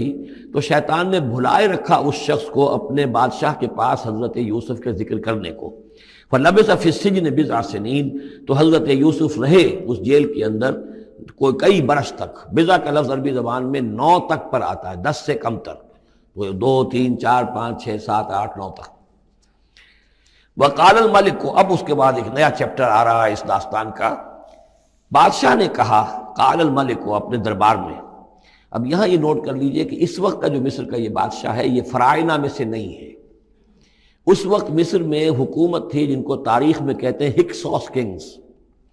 چرواہے بادشاہ۔ ہوا یہ تھا کہ یہی جو عرب کا ڈیزرٹ تھا جس نقشے میں آپ نے دیکھا ہے، ہمیشہ تاریخ میں ایسا ہوتا رہا ہے کہ ڈیزرٹ میں کچھ قوت جو ہے، ہیومن پوٹینشل ڈیولپڈ ہوتا ہے، پھر وہ آ کر جو متمدن علاقے ہوتے ہیں ان پر حملہ کرتا ہے، اور پھر یا تو لوٹ مار کر کے واپس آ جاتے ہیں یا وہاں پر اپنی حکومتیں بھی قائم کر لیتے ہیں۔ تو اسی جزیرہ نمائے عرب سے کوئی قوم نکلی، کوئی قبیلہ نکلا، زوردار تھا، اس نے حملہ کیا مصر پر، اور مصر کے جو مقامی لوگ تھے، وہاں کی قبطی قوم تھی، اسے اپنا غلام بنا لیا اور خود اپنی حکومت قائم کر لی۔ تو چرواہے بادشاہ کہلاتے ہیں کہ یہ صحرا سے آئے تھے، چرواہے تھے، اور یہ آ کر یہاں بادشاہ بن گئے۔ گویا کہ یہ لوکل نہیں تھے، بادشاہ تھے، فرائنہ میں سے نہیں تھے، فرائنہ کے خاندان میں سے نہیں تھے، بلکہ خود عرب تھے۔ وہ بادشاہ جو ہے معلوم ہوتا ہے کہ تھا بھی نیک سرشت، بہت ہی بھلا انسان تھا، اگرچہ یہ کہ بہرحال جہاں تک تعلق ہے توحید کا یا رسالت کا یا نبوت کا یا آخرت کا یا شریعت کا یا کتاب کا، اس سے نابلد، لیکن ہوتے ہیں مختلف لوگ، مختلف مزاج، تو بھلا آدمی تھا۔ قال الملک کو، اس بادشاہ نے کہا، انی ارا 7 بقرات، میں اپنے خواب میں نے دیکھا ہے کہ 7 گائیں ہیں، سمان، خوب موٹی تازہ، یاکلہن 7 عجاف، انہیں ہڑپ کر رہی ہیں 7 گائیں جو دبلی ہیں، 7 گائیں دبلی ہیں اور وہ ہڑپ کر رہی ہیں 7 موٹی تازہ گائیں کو۔ یاکلہن 7 عجاف و7 سنبلات خضر، اور میں دیکھتا ہوں کہ 7 بالیاں، بالیں ہیں ہری، سٹے ہیں ہرے اناج کے، وَأُخَرُ یابسات، اور 7 ہیں کہ جو سوکھے ہیں۔ یا ایھا الملأ افتونی فی رؤیایا، اے میرے درباریوں، اے میرے سرداروں، ذرا مجھے میرے خواب کی تعبیر بتاؤ، ان کنتم للرؤیا تعبرون، اگر تم واقعتاً خوابوں کی تعبیر کا فن جانتے ہو، اس سے واقف ہو۔ قالوا اضغاث احلام، انہوں نے کہا نہیں، یہ تو پریشان خیالی ہے، یہ خواب جو ہے کوئی خاص معنوی خواب نہیں ہے، ایسے ہی ہے جیسے کہ پریشان خیالات ہوتے ہیں۔ جیسا کہ اب آپ کو معلوم ہے فرائڈ کا نظریہ ہے کہ یہ صرف جو انسان کے جو سیکشول ڈیزائرز ہیں یا اور کوئی ایمبیشنز ہیں نفسیاتی یا نفسانی، وہ دبی ہوئی ہوتی ہیں، تو پھر یہ کہ انسان خواب کے اندر ان کی تسکین جو ہے وہ کر لیتا ہے کسی طریقے سے، تو وہ اس کے اپنے خیالات ہوتے ہیں، پریشان خیالات۔ اگرچہ اسلام میں خواب 3 قسم کے ہیں، ایک خواب ہے کہ جو اللہ کی طرف سے ہوتا ہے، جس کو ہم کہتے ہیں سچا خواب، رؤیا صادقہ، وہ نبوت کے اجزاء میں سے ہے، اور ایک خواب شیطانی ہوتا ہے جو شیطان کی طرف سے ہوتا ہے، شیطان جو جنات ہیں وہ اس میں الہام کرتے ہیں، اور تیسرا اسی نوعیت کا ہوتا ہے جس کو یہاں کہا گیا ہے۔ تو فرائڈ ظاہر بات ہے کہ ان چیزوں سے واقف ہے، وہ جہاں تک کہ وہ رؤیا صادقہ ہے اس سے واقف نہیں ہے۔ قالوا اضغاث احلام وما نحن بتاویل الاحلام بعالمین، ایسے خوابوں کی تعبیر ہمیں نہیں آتی ہے، باقاعدہ کوئی خواب ہو تو اس کی تعبیر ہم بتائیں۔ وقال الذی نجا منہما، اب اس شخص نے، وہ جو وہاں پر پھر ساقی گری کر رہا تھا، اسے اچانک حضرت یوسف یاد آ گئے۔ وقال الذی نجا منہما، اور کہا اس شخص نے جو ان دونوں قیدیوں میں سے نجات پا گیا تھا، بری ہو گیا تھا، رہا ہو گیا تھا، وذکر بعد امۃ، اور اس طویل عرصے کے بعد اسے اچانک یاد آ گیا، انا انبئکم بتاویلہ فارسلون، میں بتا دوں گا اس خواب کی تعویل آپ لوگوں کو، ذرا مجھے جانے دو، مجھے اجازت دیجیے کہ میں جاؤں اور جیل میں جا کر وہاں ایک شخص ہے اس سے مل کر اس خواب کی تعبیر معلوم کر لوں۔ یوسف ایھا الصدیق، اب وہ پہنچ گیا حضرت یوسف کی خدمت میں، یوسف اے صدیق، اے سچے۔ افتنا فی سبع بقرات سمان یاکلہن سبع عجاف، ذرا ہمیں بتائیے، تعویل بتائیے، حکم بتائیے اس کا کہ 7 گائیں ہیں بڑی دبلی اور وہ کھا گئیں، ہڑپ کر رہی ہیں 7 ان کو کہ جو موٹی ہیں، وسبع سنبلات، اور 7 بالی ہیں جو ہری ہیں، خضر واخر یابسات، اور 7 جو ہیں وہ بہت خشک ہیں، سوکھی ہیں، لعلی ارجع الی الناس، تاکہ میں لوگوں تک واپس جاؤں، لعلہم یعلمون، تاکہ انہیں معلوم ہو جائے کہ یہ خواب جو بادشاہ کا ہے اس کی تعبیر کیا ہے۔ قال تزرعون 7 سنین دأبا، حضرت یوسف نے اس خواب کی تعبیر بتائی کہ تم 7 سال تک خوب زراعت کرو گے، ڈٹ کر، دب کر۔ یہ دأبا جو ہے جم کر، جو پنجابی میں کہتے ہیں دب کے واہ تے رج کے کھا، تو یہ معلوم ہوتا ہے شاید کوئی نہ کوئی رب کا تعلق اس کا داب کے ساتھ ہے۔ تزرعون 7 سنین دأبا، تم 7 سال تو خوب جو ہے وہ یعنی ڈٹ کر اور محنت سے اور خوب جم کر کھیتی کرو گے۔ فما حصدتم، اب نہ صرف یہ کہ تعبیر بتا رہے ہیں، تدبیر بھی بتا رہے ہیں، تو دیکھو جو بھی تم کاٹو، جو فصل ملے، فضروہ فی سنبلہ، تو اسے اس کی بالیوں ہی میں، سٹوں ہی میں رہنے دینا، سارا اناج نکال نہ لینا، الا قلیلا مما تاکلون، سوائے تھوڑا تھوڑا کر کے کہ جو تمہاری ضرورت ہو کھانے کی۔ اس لیے کہ آج یہ معلوم ہے کہ بہترین پریزرویٹو جو ہے یہ سٹوں میں اگر نہ چھوڑ دیا جائے، ان کو اگر نہ نکالا جائے تو پھر ان کے لیے کسی اور ایڈیشنل پریزرویٹو کی ضرورت نہیں ہے، یہ محفوظ رہتے ہیں، ان کو جو ہے وہ انسیکٹس وغیرہ ختم نہیں کر سکتے۔ تو وہ تدبیر بھی بتا دی کہ اس کو ابھی سارے کے سارے کے اناج کو گاہ نہ لینا، بلکہ یہ کہ انہی بالیوں کے اندر، انہی سٹوں کے اندر ان کو رہنے دینا، الا قلیلا مما تاکلون، جو بھی تم کھاتے جاؤ اس میں سے جو ضرورت کے مطابق۔ ثم یاتی من بعد ذلک صبر شداد، پھر اس کے بعد 7 سال آئیں گے بہت سختی کے، یعنی بارش نہیں ہوگی، شدید قحط پڑے گا، یا کلنا، وہ 7 سال کھا جائیں گے، ما قدمتم لہن، جو کچھ بھی تم نے بچا کے رکھا ہوگا ان کے لیے۔ یعنی تعبیر بھی، تدبیر بھی، سب کچھ بتا دی گئی۔ تعبیر تو یہ کہ 7 سال تک خوشحالی ہوگی، اچھی فصل ہوگی، اور 7 سال اس کے بعد قحط کے آنے والے ہیں۔ تدبیر کیا بتائی کہ پہلے 7 سالوں میں بس ضرورت کا اناج جو ہے وہ گاہ کر نکال کر استعمال کر لینا، باقی ذخیرہ کرنا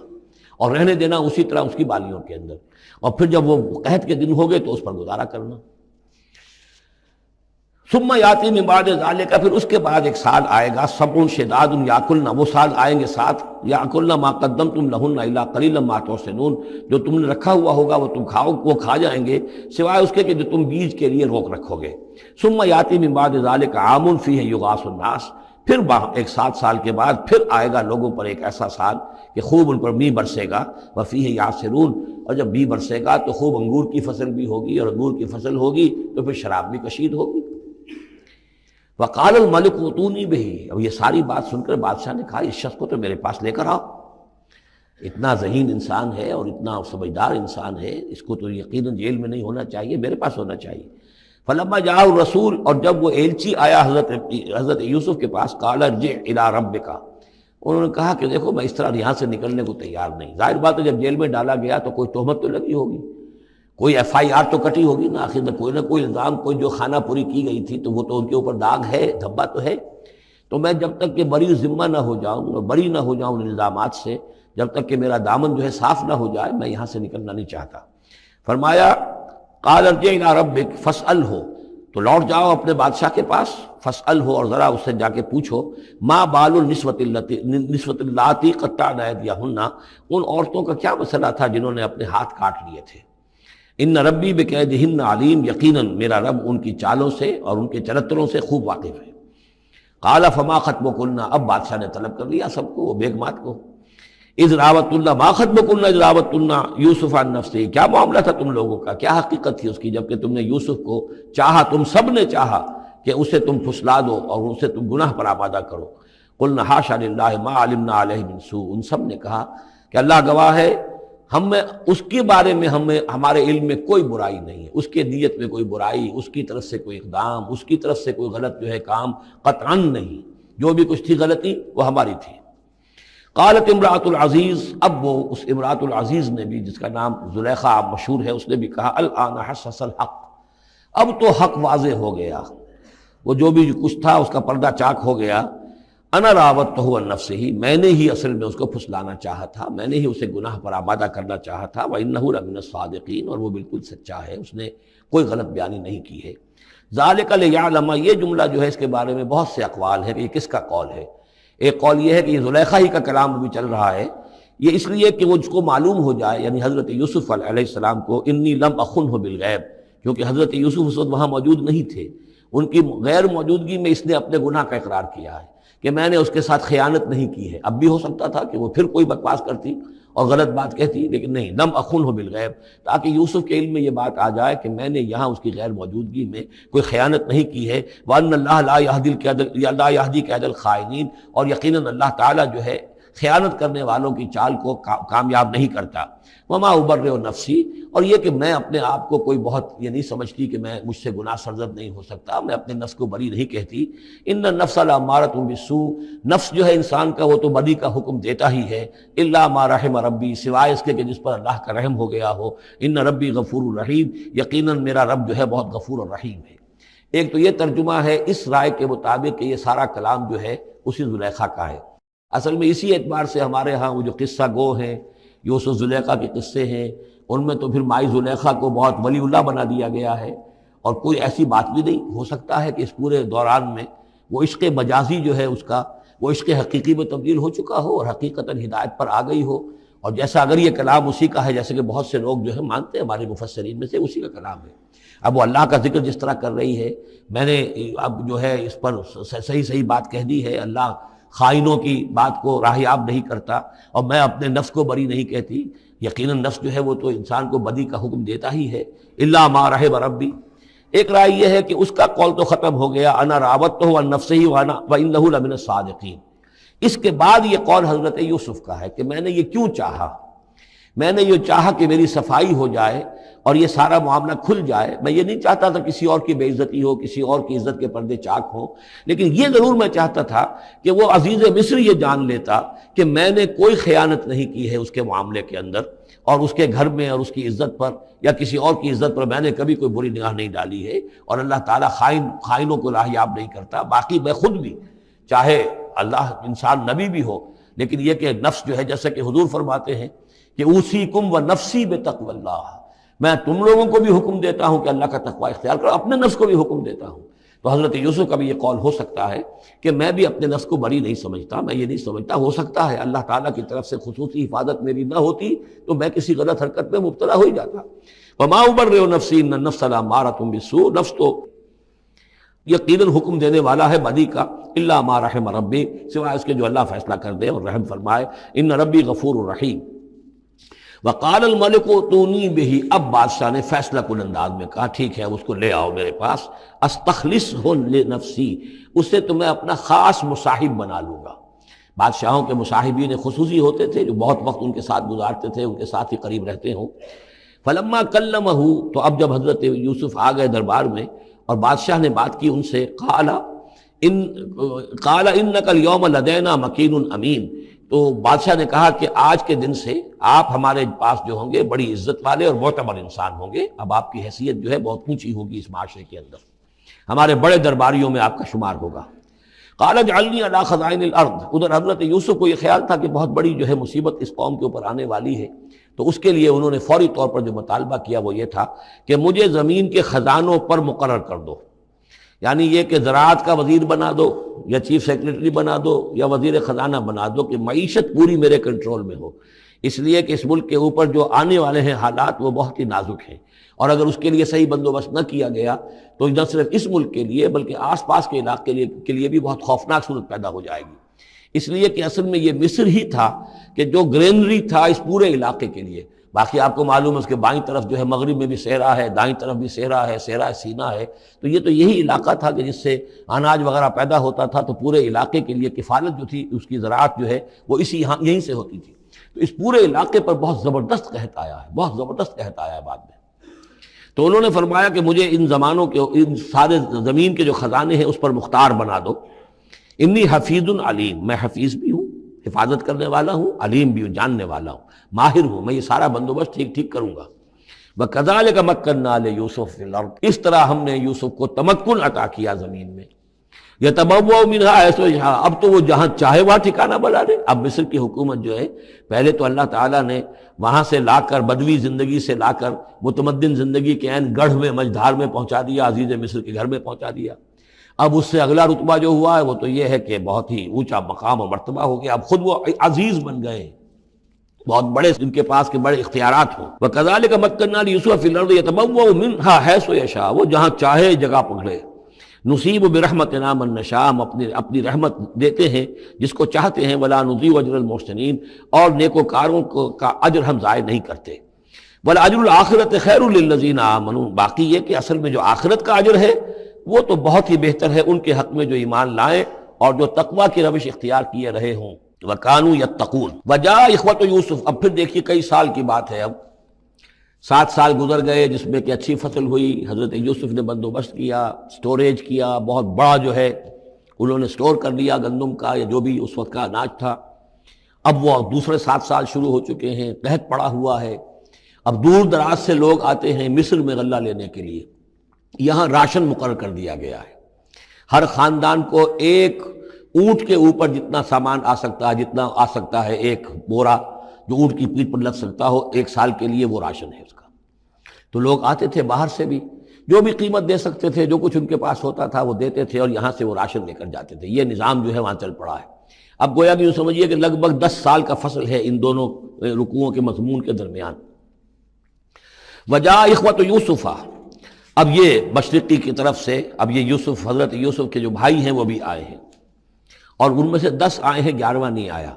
11واں جو چھوٹا تھا، اب حضرت یوسف کا جو حقیقی بھائی تھا اسے حضرت یعقوب اپنے سینے سے لگائے ہوئے ہیں، اور اس کے مارے میں قتل کسی طرح کا بھی وہ رسک لینے کو تیار نہیں ہے، کہیں جانے نہیں دیتے، ہر وقت اسے اپنے پاس رکھا ہوا ہے۔ وجاء اخوۃ یوسف فدخلوا علیہ، آئے بھائی حضرت یوسف کے اور داخل ہوئے ان کے ہاں، پیش ہوئے۔ فعرفہم، اس نے تو پہچان لیا ان کو، وہم لہ منکرون، لیکن وہ اسے نہیں پہچان پائے۔ کیا اندازہ ہو سکتا تھا کہ یوسف ہے، عزیز مصر بنا بیٹھا ہے یہاں، جس کے دربار میں ہماری اب یہاں پیشی ہو رہی ہے۔ ولما جہزہم بجہازہم، پھر جب ان کا سامان ان کے حوالے انہوں نے کر دیا، تیار کر دیا ان کا اسباب، قال ائتونی باخ لکم،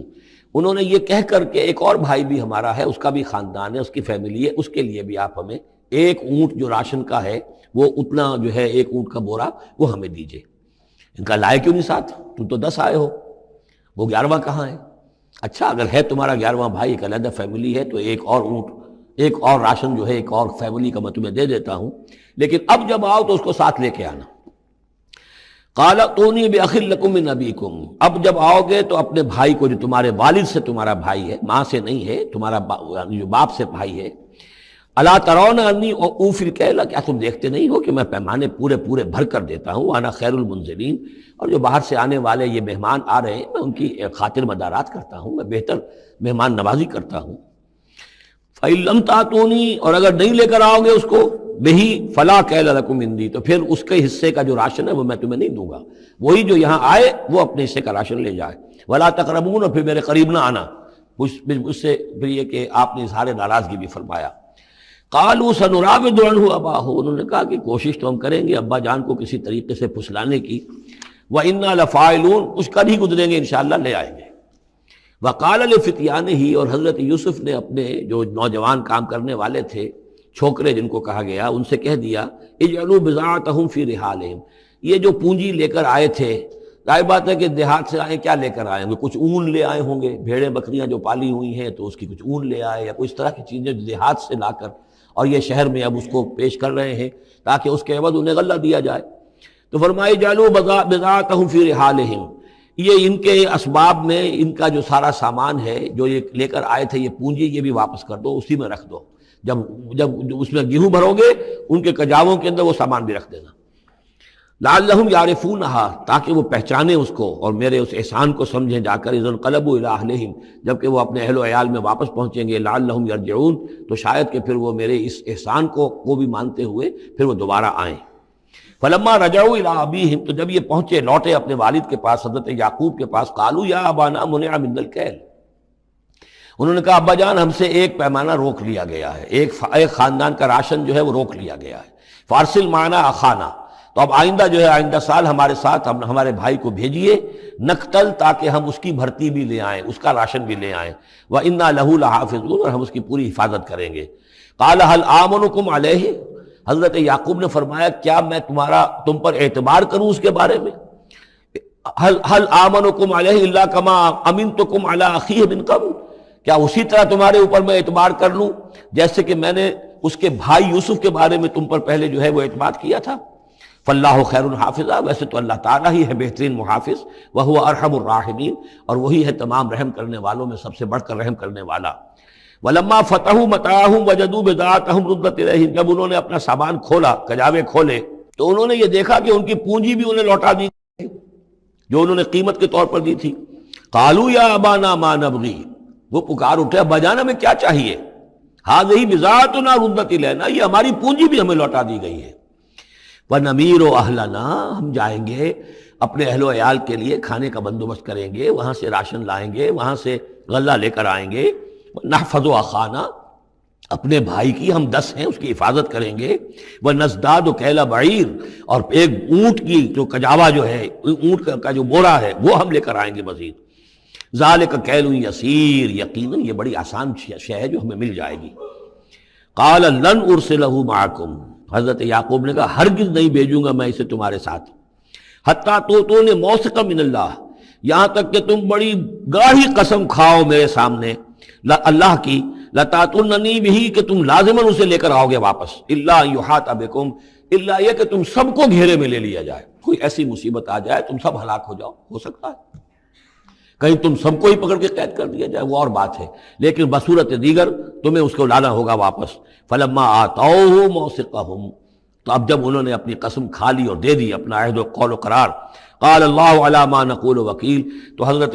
یعقوب نے فرمایا ٹھیک ہے، اب جو اللہ تعالیٰ جو کچھ ہم کہہ رہے ہیں، جو ہمارا قول و قرار ہوا ہے، اللہ تعالیٰ اس پر نگہبان ہے۔ وقال یا بنی، انہوں نے کہا میرے بیٹو، لا تدخلوا من باب واحد، دیکھنا وہاں جب داخل ہو تو کسی ایک دروازے سے داخل نہ ہونا، یعنی یہ لوگ دیکھیں گے 10-11 بھائی چلے آ رہے ہیں، تو اس سے یہ کہ لوگوں کے اندر جو ہے وہ حسد بھی پیدا ہو سکتی ہے، جس کو ہم کہتے ہیں کہ نظر بھی لگ سکتی ہے۔ لا تدخلوا من باب واحد وادخلوا من ابواب متفرقۃ، تم داخل ہونا متفرق دروازوں سے۔ وما اغنی عنکم من اللہ من شیء، اور دیکھو میں اللہ تعالیٰ کی طرف سے کوئی فیصلہ ہو، کوئی تمہارے لیے کوئی غضب کا معاملہ ہو اللہ کی طرف سے ہی، تو میں روک نہیں سکتا، میں منع نہیں کر سکتا، لیکن یہ کہ پھر بھی جو بھی اللہ تعالیٰ کی طرف سے ہم احتیاط کر سکتے ہوں اس کے اندر کوئی حرج نہیں ہے۔ وما اغنی عنکم من اللہ من شیء، میں نہیں بچا سکتا تمہیں اللہ تعالیٰ کی تقدیر سے یا اللہ کے فیصلے سے کچھ بھی۔ ان الحکم الا للہ، نہیں ہے اختیار مطلق مگر اللہ کا۔ علیہ توکلت، اسی پر میں نے توکل کیا ہے، وعلیہ فلیتوکل المتوکلون، اور اسی پر تمام توکل کرنے والوں کو لازماً توکل کرنا چاہیے۔ ولما دخلوا من حيث امرهم ابوهم، تو جب وہ داخل ہوئے جیسے کہ حکم دیا تھا ان کے والد نے داخل ہونے کا، ما كان يغني عنهم من الله من شيء، یعقوب اللہ تعالیٰ کی کسی بھی فیصلے سے، اللہ تعالیٰ کی طرف سے آنے والے کسی بھی آزمائش یا مصیبت سے انہیں بچانے والا نہیں تھا، الا حاجۃ فی نفس یوسف قضاها، ہاں ایک خیال سا یوسف کے یعقوب کے دل میں پیدا ہوا اور اس نے اس کو پورا کر لیا، یعنی یہ تدبیر کے درجے میں یہ بات کر لی کہ ایک دروازے سے داخل نہ ہو، اب باب متفرقہ سے داخل ہو۔ وَإِنَّهُ لَذُو عِلْمٍ لِمَا عَلَّمْنَاهُ، اور یقیناً وہ صاحب علم تھا یعقوب اس چیز کے اعتبار سے جو علم ہم نے اسے دیا تھا، وَلَٰكِنَّ أَكْثَرَ النَّاسِ لَا يَعْلَمُونَ، لیکن اکثر لوگ جانتے نہیں ہیں۔ وَلَمَّا دَخَلُوا عَلَىٰ يُوسُفَ، اب وہ حضرت یوسف کے ہاں پھر پیش ہو رہے ہیں۔ آوَىٰ إِلَيْهِ أَخَاهُ، اب انہوں نے اپنے بھائی کو بنیامین کو اپنے پاس بلا لیا۔ قَالَ إِنِّي أَنَا أَخُوكَ، اور خفیہ طور پر اس کو بتا بھی دیا، اپنی آئیڈینٹی ریویل کر دی، میں تمہارا بھائی ہوں، یوسف ہوں۔ فلا تبتئس بما كانوا يعملون، تو جو کچھ یہ لوگ یہ بڑے بھائی کرتے رہے ہیں اب اس کی طرف سے غمگین مت ہو، یعنی تمہارے اب دل اندر دور ہو چکے، سختی کے دن ختم ہو گئے، اب اللہ تعالیٰ نے مجھے جس مقام پر پہنچایا ہے اب تمہیں بھی مجھ تک پہنچا دیا ہے، لہذا اب کوئی رنج اور غم نہیں۔ فلما جہزہم بجہازہم، پھر اب دوبارہ جب ان کا سامان تیار کر دیا، بورے بھرے گئے، غلہ جو ہے بھر دیا گیا، جعل السقایۃ فی رحل اخیہ، تو حضرت یوسف علیہ السلام نے ایک پیالہ جو تھا، وہ یوں سمجھیے جام تھا سونے کا بنا ہوا جس میں کہ بادشاہ شراب پیتا تھا، جعل السقایۃ فی رحل اخیہ، تو پینے کا پیالہ جو ہے وہ اپنے بھائی بنیامین کے بورے میں رکھ دیا۔ ثم اذن مؤذن، پھر ایک پکارنے والے نے پکار لگائی، ایتھا العیر، اے قافلے والو، انکم لسارقون، اب وہ چل پڑے ہیں، قافلہ چل پڑا، پیچھے سے آواز دے رہا ہے تم لوگ تو چور ہو۔ قالوا واقبلوا علیہم، انہوں نے کہا پیچھے مڑ کر انہوں نے اس کی طرف رخ کیا ان لوگوں نے، ماذا تفقدون، تمہاری کیا چیز گم ہو گئی ہے، قالوا نفقد سؤال ملک، ہمیں نہیں مل رہا وہ بادشاہ کا جام، بادشاہ کا پیالہ، وَلِمَنْ جَاءَ بِهِ حِمْلُ بَعِيرٍ، اور جو بھی لے آئے گا اسے، اس کو ایک اونٹ کا کی جو ہے بوجھ، اتنا ایک اناج پھر اور دے دیا جائے گا، وَأَنَا بِهِ زَعِيمٌ، اور اس کا میں ذمہ دار ہوں۔ قَالُوا تَاللَّهِ لَقَدْ عَلِمْتُمْ، اب انہوں نے کہا اب سچ بول رہے ہیں، اور اس میں ان میں جو لجاجت ہے، اس وقت آگے کچھ اور بات تھی، اب کچھ اور بات ہے۔ قَالُوا تَاللَّهِ لَقَدْ عَلِمْتُمْ مَا جِئْنَا لِنُفْسِدَ فِي الْأَرْضِ، ان کا اللہ کی قسم آپ لوگ خوب جانتے ہیں اچھی طرح سے کہ ہم زمین میں فساد مچانے نہیں آئے ہیں، یہاں پر ہم تو یہاں غلہ لینے آئے ہیں، مصیبت کے مارے ہیں، ہم یہاں آ کر چوری کریں گے؟ تاللہ لقد علمتم ما جئنا لنفسد فی الارض وما كنا سارقین، ہرگز چور نہیں ہیں۔ قالوا فما جزاؤہ ان کنتم کاذبین، تو انہوں نے کہا جو وہاں کے جو بھی ان کے ملازمین ہوں گے کہ اچھا اگر تم لوگ جھوٹے ہو تو پھر جس کے پاس سے وہ برآمد ہو گیا اس کی کیا سزا ہوگی، کیا اس کو بدلہ دینا چاہیے؟ قالوا جزاؤہ من وجد فی رحلہ فہو جزاؤہ، ان کا ٹھیک ہے اگر تو ہمارے کسی سامان میں سے وہ نکل آئے تو جس کے سامان میں سے نکلے گا وہی اس کی جزا ہے، اس کو اپنے پاس رکھ لینا، اور وہ جو ہے ہماری طرف سے گویا کہ تاوان ہو جائے گا جو ہم ادا کر دیں گے۔ قالوا جزاؤہ من وجد فی رحلہ فہو جزاؤہ، وہی بدلہ ہوگا، اس کو تم رکھ لینا، وہ تمہارا غلام بن جائے گا۔ کذالک نجزی الظالمین، ہم تو اسی طریقے سے ظالموں کو بدلہ دیا کرتے ہیں، یہی ہمارے ہاں رواج ہے۔ حضرت یوسف کے بھائی کہہ رہے ہیں فَبَدَا لَهُم بِأَوْعِيَتِهِمْ قَبْلَ وِعَاءِ أَخِيهِ، تو حضرت یوسف نے شروع کی تلاشی لینی تو اپنے بھائی کے اس بورے سے پہلے ان کے بوروں کی تلاشی لی، ثُمَّ اسْتَخْرَجَهَا مِنْ وِعَاءِ أَخِيهِ، پھر نکال لیا اپنے بھائی بنیامین کے بورے میں سے۔ كَذَلِكَ كِدْنَا لِيُوسُف، اب یہاں چونکہ ذرا سا اشکال ہوتا ہے کہ ایک طرح کا دھوکہ ہو رہا ہے یہ، تو اس میں ذرا ایک یعنی شان نبوت جو ہے حضرت یوسف علیہ السلام کا مقام اور مرتبہ، اور آپ نے اس طرح کی تدبیر اختیار کی ہے تو اللہ تعالیٰ نے اس کی ذمہ داری خود لی ہے۔ کذالک کدنا لیوسف، یہ چال ہم نے یوسف کو بتائی، کیونکہ اللہ کے علم میں تو تھا کہ کوئی گزند نہیں پہنچے گا، سب کو ان کو آئی جانا ہے، عارضی سا معاملہ ہے، اس عارضی سی تدبیر میں کسی کو نقصان کوئی پہنچ نہیں رہا ہے، تو ایک تدبیر ہے، یہ ایک توریہ جو ہو گیا ہے، اس توریہ کے ذریعے سے وہ صورتحال، کیونکہ اللہ کو تو اختیار ہے، تو اس میں اللہ تعالیٰ نے اس کی پوری ذمہ داری خود اٹھا لی ہے۔ کذالک کدنا لیوسف، اس طرح ہم نے یہ چال اور یہ تدبیر بنا دی یوسف کے لیے۔ ما کان لیاخذ اخاہ فی دین الملک،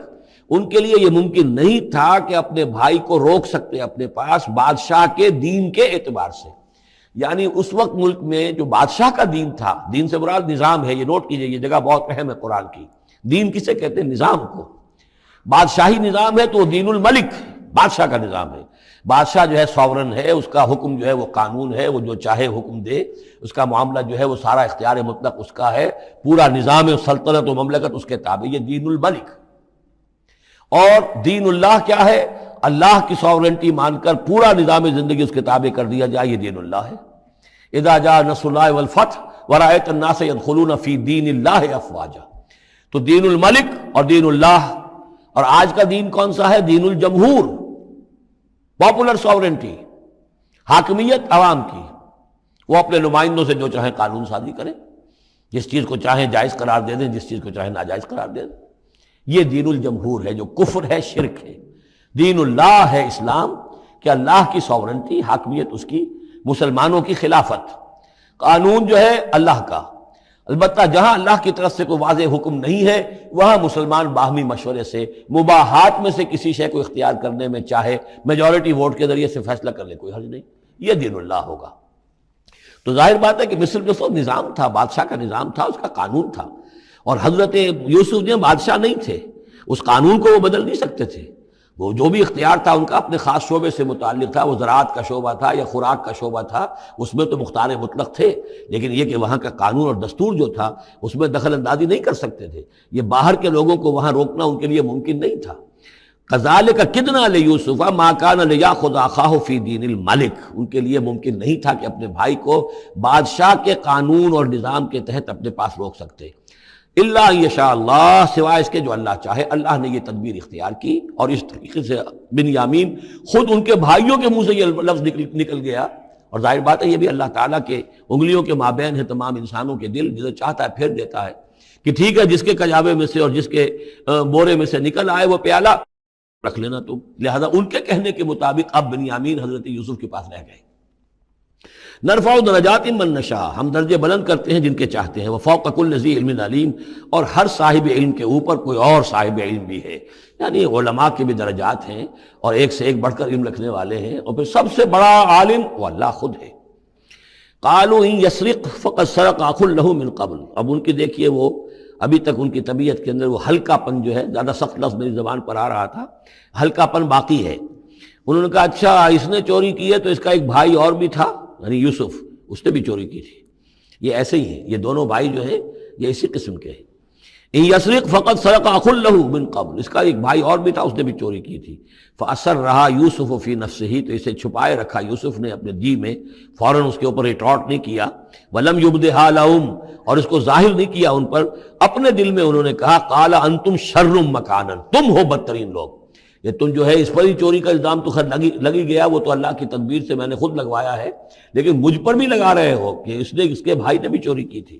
تم لوگ بدتر ہو درجے میں۔ واللہ عالم بما تصفون، اور جو کچھ تم بیان کر رہے ہو اللہ اس کی حقیقت سے خوب واقف ہے۔ قالوا یا ایھا العزیز، اب وہ گڑ گڑانے پر آ گئے، کیا کریں اب؟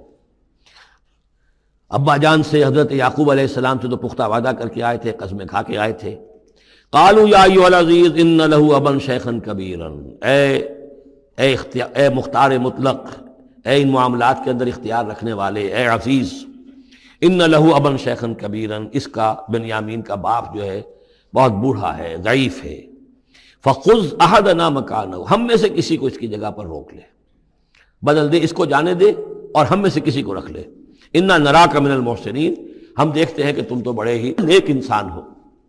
قال معاذ اللہ، حضرت یوسف نے فرمایا اللہ کی پناہ، ان ناخذ الا من وجدنا متاعنا عنده، اس کی اللہ سے پناہ اس کی کہ ہم پکڑیں اس کو کہ سوائے اس کے کسی اور کو جس کے پاس کہ اس کا ہمارا بال برآمد ہوا ہے۔ انا اذا لظالمون، اس صورت میں تو ہم ظالم ہوں گے۔ فلما استيئسوا منه، جب وہ ساری اپنی جو بھی ہو سکتی تھی منت سماجت کر کے جب مایوس ہو گئے کہ حضرت یوسف بات ماننے والے نہیں ہیں، خلصوا نجیہ، اب وہ ایک طرف ہو گئے، علیحدگی میں جا کر آپس میں مشورہ کیا اب کیا کریں۔ قال کبیرہم، کہا ان کے بڑے نے، یہ وہی یہودا جس نے اس وقت بھی کہا تھا حضرت یوسف کے بارے میں قتل مت کرو، لا تقتلوا یوسف وَاطْرَحُوهُ فِي أَرْضٍ يَخْلُ لَكُمْ وَجْهُ أَبِيكُمْ، کسی زمین میں کہیں پھینک دو ان کو، لیکن یہ کہ وہی شخص اب کہہ رہا ہے قال کبیرہم أَلَمْ تَعْلَمُوا أَنَّ أَبَاكُمْ قَدْ أَخَذَ عَلَيْكُمْ مَوْثِقًا، جانتے ہو نا کہ تمہارے والد نے حضرت یعقوب علیہ السلام نے تم سے پختہ قسم لی ہوئی ہے، عہد لیا ہوا ہے، من اللہ، اور اللہ کے نام پر وہ عہد ہوا، وَمِن قَبْلُ مَا فَرَّطْتُمْ فِي يُوسُف، اور یاد کرو اس سے پہلے تم نے کتنی زیادتی کی تھی، کتنا تم نے بڑا جرم کیا تھا یوسف کے معاملے میں۔ فَلَنْ أَبْرَحَ الْأَرْضَ، تو میں تو اب اس زمین سے نہیں کھسکوں گا، یہاں سے ہلوں گا نہیں، میں یہی رہوں گا حتیٰ یأذن لی ابی، یہاں تک کہ والد خود مجھے اجازت دے، اگر وہ ہماری جو بھی تم ایکسپلینیشن جا کر دو وہ مطمئن ہو جائیں اور پھر وہ اجازت دیں گے تو میں یہاں سے ٹلوں گا، ورنہ میں یہی رہوں گا۔ فلن ابرح الارض، میں اس جگہ سے ہرگز نہیں ہلوں گا، حتیٰ یأذن لی ابی، یہاں تک کہ میرے والد جو ہے مجھے اجازت دیں، اور یحکم اللہ لی، یا پھر اللہ کوئی فیصلہ میرے بارے میں کر دے، وہو خیر الحاکمین، اور یقیناً وہ بہترین فیصلہ کرنے والا ہے۔ ارجعوا الی ابیکم، لوٹ جاؤ اپنے والد کے پاس، ابا جان کے پاس، فقولوا، اور جا کر کہو، یا ابانا، ابا جان، ان ابنک سرق، آپ کے بیٹے نے بنیامین نے چوری کی، وما شہدنا الا بما علمنا، اور ہم کچھ گواہی نہیں دے سکتے، ہم تو وہی کچھ کہہ رہے ہیں جو ہمارے علم میں آیا ہے، ہم کچھ نہیں کہہ سکتے۔ وما كنا للغیب حافظین، اور ہم غیب کے ہم حافظ نہیں ہیں، ہمارے پاس اس کا کوئی ذریعہ نہیں ہے کہ اصل حقیقت سمجھ سکیں، جو بات سامنے آئی ہے وہ یہ ہے کہ بنیامین نے چوری کی ہے۔ ان ابنک سرق یا ابانا ان ابنک سرق وما شہدنا الا بما علمنا ما كنا للغیب حافظین واسأل القریۃ التی كنا فیہا، آپ خود جا کر پوچھ لیجئے اس بستی والوں سے جس میں ہم تھے، وہاں جا کے تفتیش کر لیجئے، والعیر التی اقبلنا فیہا، یا اس قافلے والوں سے پوچھ لیجئے جن کے ساتھ ہم گئے تھے۔ ظاہر بات ہے کہ یہ سب بڑے بڑے قافلوں کی شکل میں چلتے تھے اور لوگ بھی وہاں جاتے تھے یہ راشن لینے کے لیے، تو وہ جو قافلہ جس کے ساتھ ہم گئے تھے ان سے پوچھ لیجئے، وہ ساری بات آپ کو بتا دیں گے کہ وہاں کیا ماجرا ہوا ہے۔ وَإِنَّا لَصَادِقُونَ، اور ہم یقیناً جو کچھ عرض کر رہے ہیں صحیح کہہ رہے ہیں۔ قال بل سولت لكم انفسكم امرا، وہی جملہ حضرت یعقوب نے دوبارہ کہا، نہیں بلکہ تمہارے جیوں نے کوئی ایک کام تمہارے لیے آسان کر دیا، فصبر جمیل، میرے لیے تو وہی معاملہ صبر کا بھی ہے، صبر ہی بہتر ہے۔ عسى الله ان ياتيني بهم جميعا، ہو سکتا ہے، مجھے امید ہے اللہ ان سب کو لے آئے گا میرے پاس۔ یعنی یہ کہ اجمالی طور پر اللہ تعالیٰ نے یہ علم دے رکھا تھا حضرت یعقوب کو کہ حضرت یوسف نہ فوت ہوئے ہیں نہ ہلاک ہوئے ہیں، کہاں ہیں یہ پتہ نہیں تھا، یہ توقع بھی تھی کہ وہ مل جائیں گے آپ سے، لیکن اسی وجہ سے وہ ہجر اور فراق جو تھا، شدید محبت جو تھی حضرت یعقوب کو حضرت یوسف سے، اس کی وجہ سے وہ بہت نڈھال، بہت مزمحل، رو رو کر ان کی آنکھیں سفید ہو چکی تھیں اور بینائی زائل ہو چکی تھی، لیکن انہیں یہ امید تھی کہ ایک دن آئے گا کہ یوسف آ جائے گا، مجھ سے ملے گا۔ یہ بات بڑی سمجھ لینے کی ہے، کسی کا بچہ فوت ہو جائے، اپنے ہاتھ سے جا کے قبر میں اتار آئے تو کچھ دنوں کے بعد اسے ٹھنڈ ہو جاتی ہے، لیکن کسی کا بچہ گم ہو جائے، وہ جو بیتتی ہے پھر والدین کے اوپر، نہ یہ معلوم ہے کہ فوت ہو گیا، نہ معلوم کہاں ہے، کس حال میں ہے۔ اب جس طریقے سے اغوا کر کے لے جاتے ہیں، خرکار لے جاتے ہیں بچوں کے، جب حشر کرتے ہیں تو یہ گویا کہ سوہان روح، فوت ہو گیا، دفن کیا، گویا کہ جو بھی صدمہ ہوا لیکن کچھ دنوں کے بعد چین آ جاتی ہے، لیکن یہ معلوم ہو کہ فوت نہیں ہوا۔ اور یہ علم تھا حضرت یعقوب کو کہ حضرت یوسف زندہ ہیں، باقی کہاں ہے کس حال میں یہ نہیں، اور اس کی بنا پر وہ غمگین تھے۔ لیکن اب یہ ہوا کہ ایک یک نہ شد دو شد بلکہ سہ شد، پہلے یہاں تو 3 کا معاملہ ہو گیا، حضرت یوسف گئے تھے، پھر بنیامین وہاں رک گئے اپنے اس معاملے کی وجہ سے، اور سب سے بڑا بیٹا بھی وہیں تک گیا کہ میں تو یہاں سے نہیں ہلوں گا جب تک کہ ابا جان معافی نہ دیں اور وہ اجازت نہ دیں۔ عسى اللہ ان یاتینی بہم جمیعا، امید ہے کہ اللہ تعالیٰ ان سب کو میرے پاس لے آئے گا، انہ هو العلیم الحکیم، یقیناً وہ سب کچھ جاننے والا اور حکمت والا ہے۔ وتولی عنہم، اور یہ گفتگو کرنے کے ساتھ ہی حضرت یعقوب نے اپنا رخ موڑا، وقال یا اسفا علی یوسف، اور پھر انہوں نے دہائی دے کر ہائے افسوس یوسف، اور رونا شروع کر دیا۔ وابیضت عیناہ من الحزن، اور ان کی آنکھیں جو ہیں اس صدمے کی وجہ سے سفید ہو گئی تھیں، کیٹریکٹ ہوا ہوگا یا اور کچھ آ گیا ہو، سفیدی آ گئی ہو، کارنیا پر آئی ہو، اللہ عالم۔ اب یہ ہے کہ جو بھی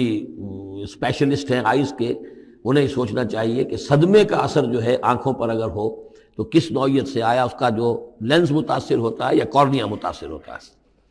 وَابْيَضَّتْ عَيْنَاهُ مِنَ الْحُزْنِ فَهُوَ كَظِيمٌ، وہ جو اندر ہی اندر اپنے رنج کو گھونٹ رہے تھے، پی رہے تھے اندر ہی اندر، اس کا یہ اثر ہوا کہ ان کی آنکھیں جو ہیں وہ سفید ہو گئی تھی۔ قالوا تاللہ تفتح تذکر یوسف،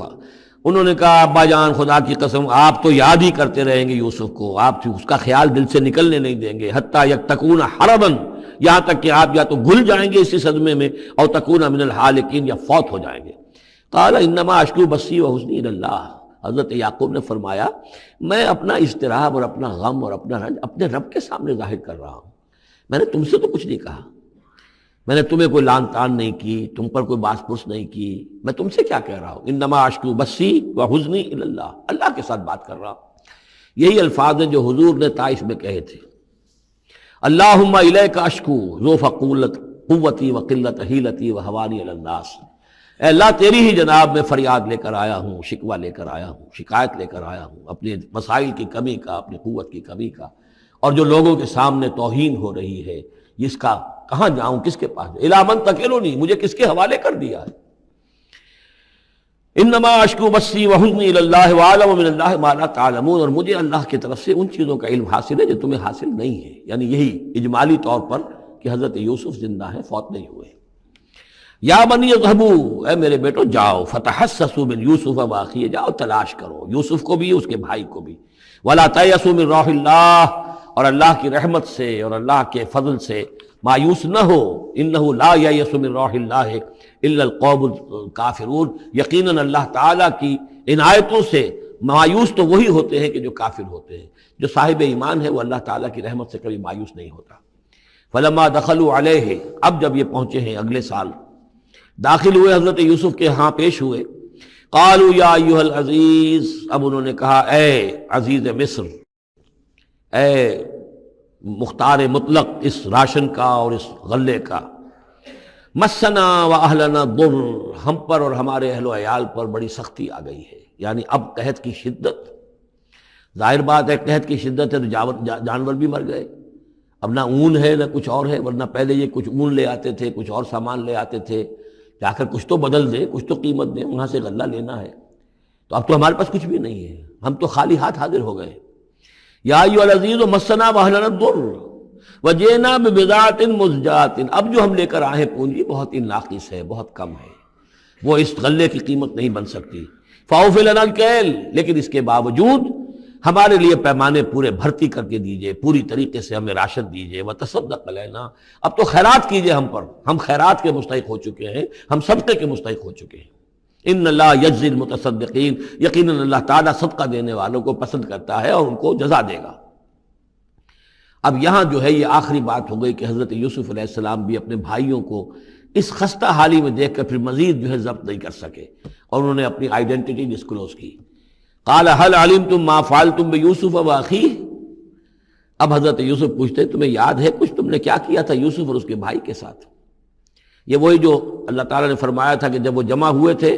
تو ہم نے وحی کر دی تھی، وَأَوْحَيْنَا إِلَيْهِ لَتُنَبِّئَنَّهُم بِأَمْرِهِمْ هَٰذَا وَهُمْ لَا يَشْعُرُونَ، ایک وقت آئے گا اے یوسف کہ تم یہ ساری بات جتلاؤ گے اپنے ان بھائیوں کو اور انہیں گمان بھی نہیں ہوگا۔ هل علمتم ما فعلتم بيوسف واخيه، کیا یاد ہے کیا کیا تھا تم نے یوسف اور اس کے بھائی کے ساتھ؟ اذ انتم جاہلون، جبکہ تم جاہل تھے، نادان تھے۔ قال انت انک لانت یوسف، اب وہ انہوں نے غور سے دیکھا ہوگا کیا یہ آپ یوسف ہیں؟ قال انا یوسف وہذا اخی، حضرت یوسف نے فرمایا ہاں میں یوسف ہوں اور یہ میرا بھائی بنیامین ہے۔ قد من اللہ علینا، اللہ نے ہم پر بڑا احسان فرمایا ہے۔ انہ من یتق ویصبر فان اللہ لا یضیع اجر المحسنین،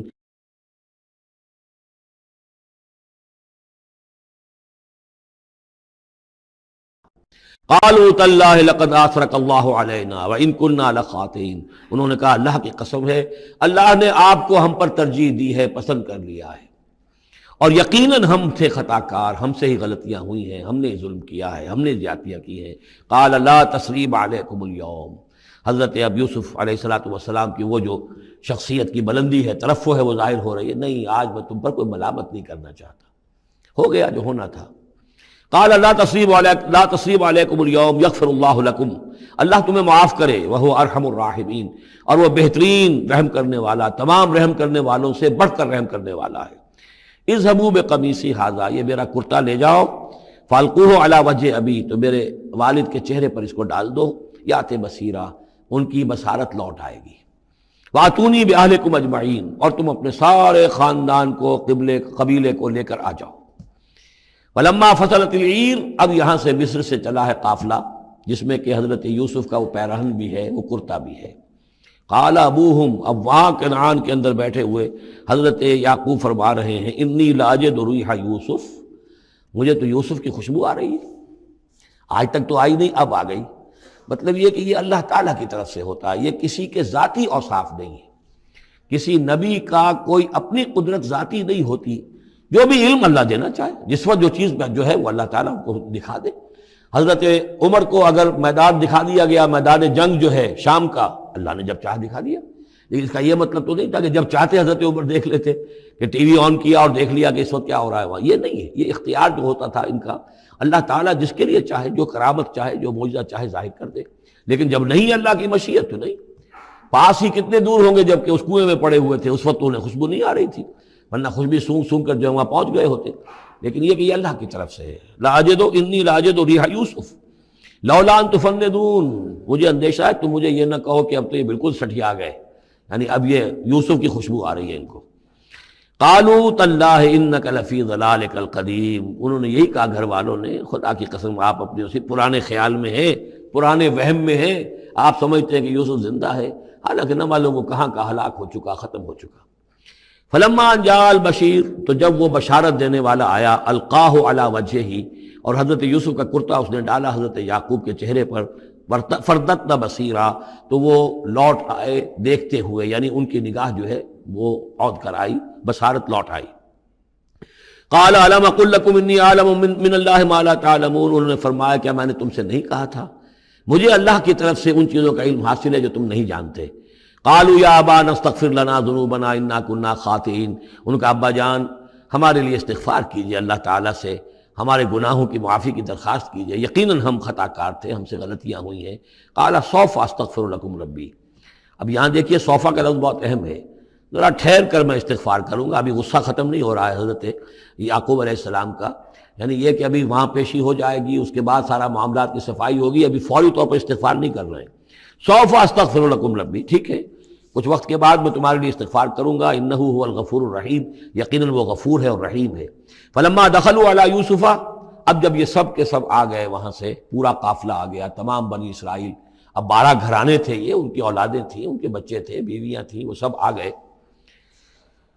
لما دخلوا علی یوسف آوا الیہ ابویہ، تو اب انہوں نے اپنا جو بھی تخت، جو بھی جگہ اونچی ہوگی بیٹھنے کی، اپنے والدین کو، اپنی والدہ کو بھی اور حضرت یعقوب کو بھی وہاں بلا لیا۔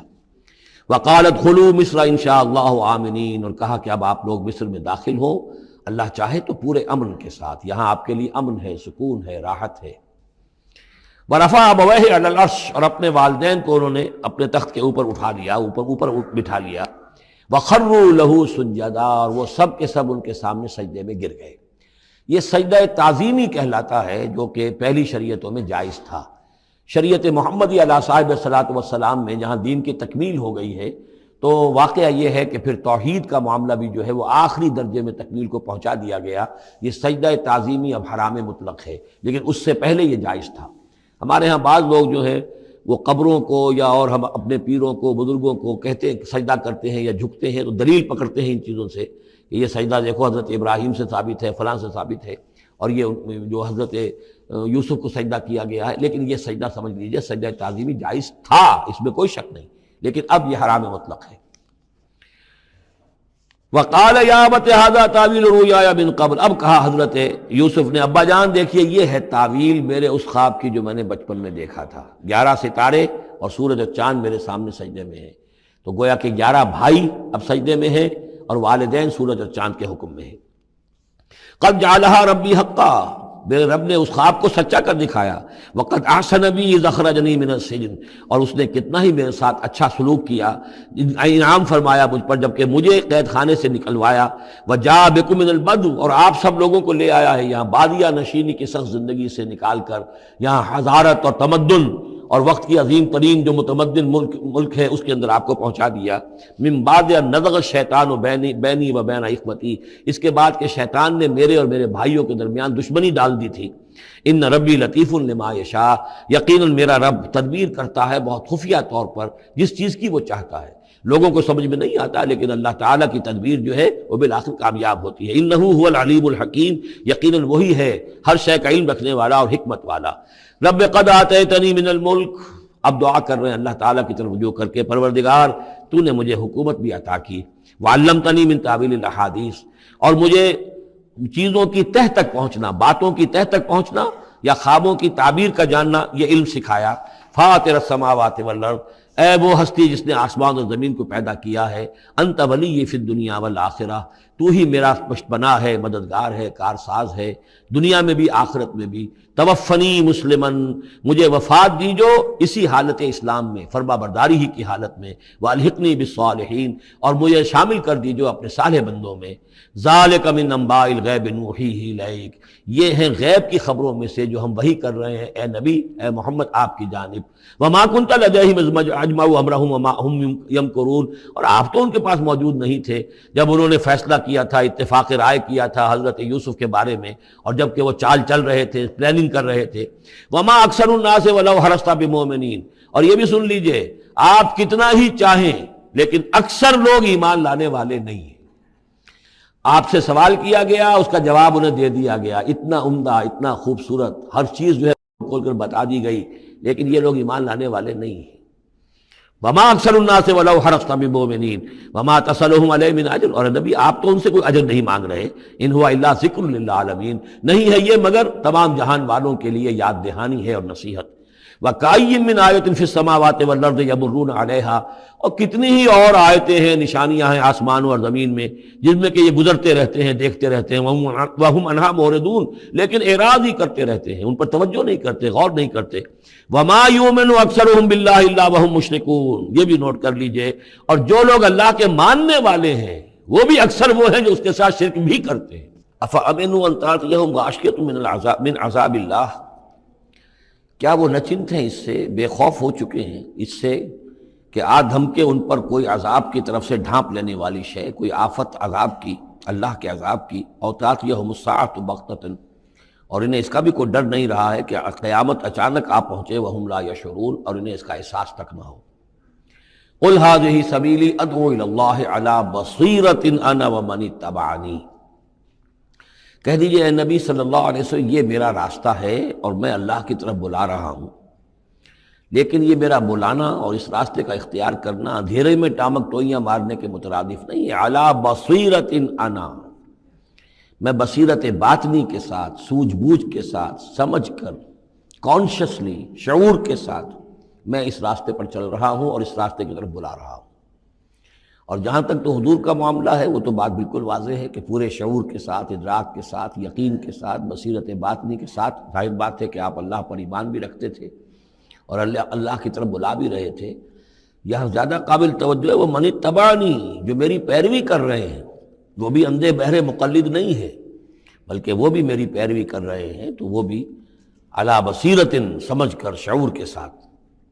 آج کے دور میں سب سے زیادہ بڑھ کر جس ایمان کی ضرورت ہے وہ ایمان وہ ہے کہ جو شعور کے ساتھ ایمان ہو۔ اس لیے کہ ایک عقیدے کے درجے میں یقین، ایک جسے ہم کہہ دیں کہ بلائنڈ فیتھ، وہ بھی اپنی جگہ پر بہت قیمتی شے ہے۔ بلائنڈ فیتھ بھی اگر ہے، یقین ہے اللہ پر اور آخرت پر اور رسالت پر، تو بڑی قیمتی شے ہے۔ وہ بلائنڈ فیتھ بھی جو ہے انسان کی شخصیت کو بدل کر رکھ دے گا، اس کی زندگی کا نقشہ بدل دے گا، اس کی ویلیوز کو بدل دے گا۔ لیکن یہ کہ جس چیز کی زیادہ ضرورت ہے خصوصاً اس دور میں، اور کسی انقلابی دعوت کے لیے جو نظام کو بدلنا چاہیں، صرف افراد کو نہ بدلنا چاہیں، نظام کو بدلنا چاہیں، تو چونکہ نظام کے اوپر جو لوگ زیادہ باشعور ہوتے ہیں ان کا تسلط ہوتا ہے، انٹیلیجنسیا اس کے اوپر قابو یافتہ ہوتا ہے، تو جب تک ان کے اندر ایمان گھر نہیں کرے گا نظام نہیں بدلے گا۔ تو ضرورت اس ایمان کی ہے جو اعلیٰ وجہ البصیرت ہو۔ وسبحان اللہ وما انا من المشرکین، اور اللہ پاک ہے اور میں ہرگز شرک کرنے والوں میں سے نہیں ہوں۔ وما ارسلنا من قبلک الا رجالا نوحی الیہم من اہل القری، اور اے نبی صلی اللہ علیہ وسلم ہم نہیں بھیجا ہم نے آپ سے پہلے مگر یہ کہ مردوں کو ہم بھیجتے رہے جن کی طرف ہماری وحی آتی تھی، بستیوں والوں میں سے جو بھی رسول بھیجے، نبی بھیجے، وہ سب مرد ہی تھے، انسان تھے۔ افلم یسیروا فی الارض، تو کیا یہ لوگ زمین میں گھومتے پھرتے نہیں ہیں؟ فینظروا کیف کان عاقبۃ الذین من قبلہم، کہ پھر وہ دیکھتے، غور کرتے، عبرت پکڑتے کہ کیا انجام ہوا ان کا جو ان سے پہلے تھے۔ اشارہ انہی اقوام کی طرف ہے۔ وَلَدَارُ الْآخِرَةِ خَيْرٌ لِلَّذِينَ اتَّقَوْا فَلَا تَعْقِلُونَ، اور یقیناً آخرت کا گھر تو بہتر ہے انہی لوگوں کے لیے جو تقویٰ کی روش اختیار کریں، تو کیا تم عقل سے کام نہیں لیتے؟ حَتَّىٰ إِذَا اسْتَيْأَسَ الرُّسُلُ وَظَنُّوا أَنَّهُمْ قَدْ كُذِبُوا جَاءَهُمْ نَصْرُنَا۔ یہ آیت بھی مشکلات القرآن میں سے ہے، اس کی بہت سی آراء ہیں، لیکن جو توجیہ میرے نزدیک صحیح ہے وہ میں آپ کے سامنے رکھ رہا ہوں۔ حتیٰ اذا استیأس الرسل، یہاں تک کہ جب رسول مایوس ہو جاتے ہیں۔ مایوس کس بات سے ہو جاتے ہیں؟ کہ اب یہ لوگ ایمان لانے والے نہیں ہیں، جن کے دلوں میں کچھ نہ کچھ فطرت سلیمہ موجود تھی، ابھی ان کی فطرت بالکل بگڑی نہیں تھے، وہ ایمان لا چکے ہیں۔ یعنی اب جو ہم نے بلو چکے ہیں اس کو، اس چاٹی میں سے اب مکھن نکل چکا ہے، اب آگے کوئی اور مکھن نکلنے والا نہیں۔ وَظَنُّوا أَنَّهُمْ قَدْ كُذِبُوا، اور لوگ یہ سمجھ بیٹھتے ہیں، انہیں یہ گمان ہوتا ہے کہ انہیں سب جھوٹے ہی وعدے کیے گئے تھے کہ عذاب آئے گا۔ وہ جو قوم ہے وہ تو بہت ہی زیادہ لاؤبالی ہو جاتی ہے کہ 12 برس ہو گئے محمد کو کہتے ہوئے عذاب عذاب عذاب عذاب، عذاب تو نہیں آیا، یہ سب دھونس تھی، صرف یہ کہ ہمیں ڈراوا دینا مقصود تھا۔ جاءہم نصرنا واستیأس الرسل، اور ظنو کا جو فاعل ہے وہ در حقیقت ان کی قوم ہے، جو مشرک قوم ہے، کہ انہوں نے یہ سمجھا کہ یہ سب ہمیں جھوٹے ہی دھونس دی گئی تھی عذاب وغیرہ کی۔ جاءہم نصرنا، تو ہمارے نبیوں اور رسولوں کے پاس پھر اللہ تعالیٰ کی نصرت آ جاتی تھی۔ فنجی من نشاء، پھر بچا دیا جاتا تھا جس کو ہم چاہتے تھے۔ ولا يرد باسنا عن القوم المجرمین، اور ہمارا وہ عذاب اور ہماری وہ سختی جو ہے نہیں لوٹائی جا سکتی تھی، نہیں پھیری جا سکتی تھی مجرموں کی قوم سے، ان پر وہ عذاب واقع ہو کر رہتا تھا۔ لقد كان في قصصهم عبرة لأولي الألباب،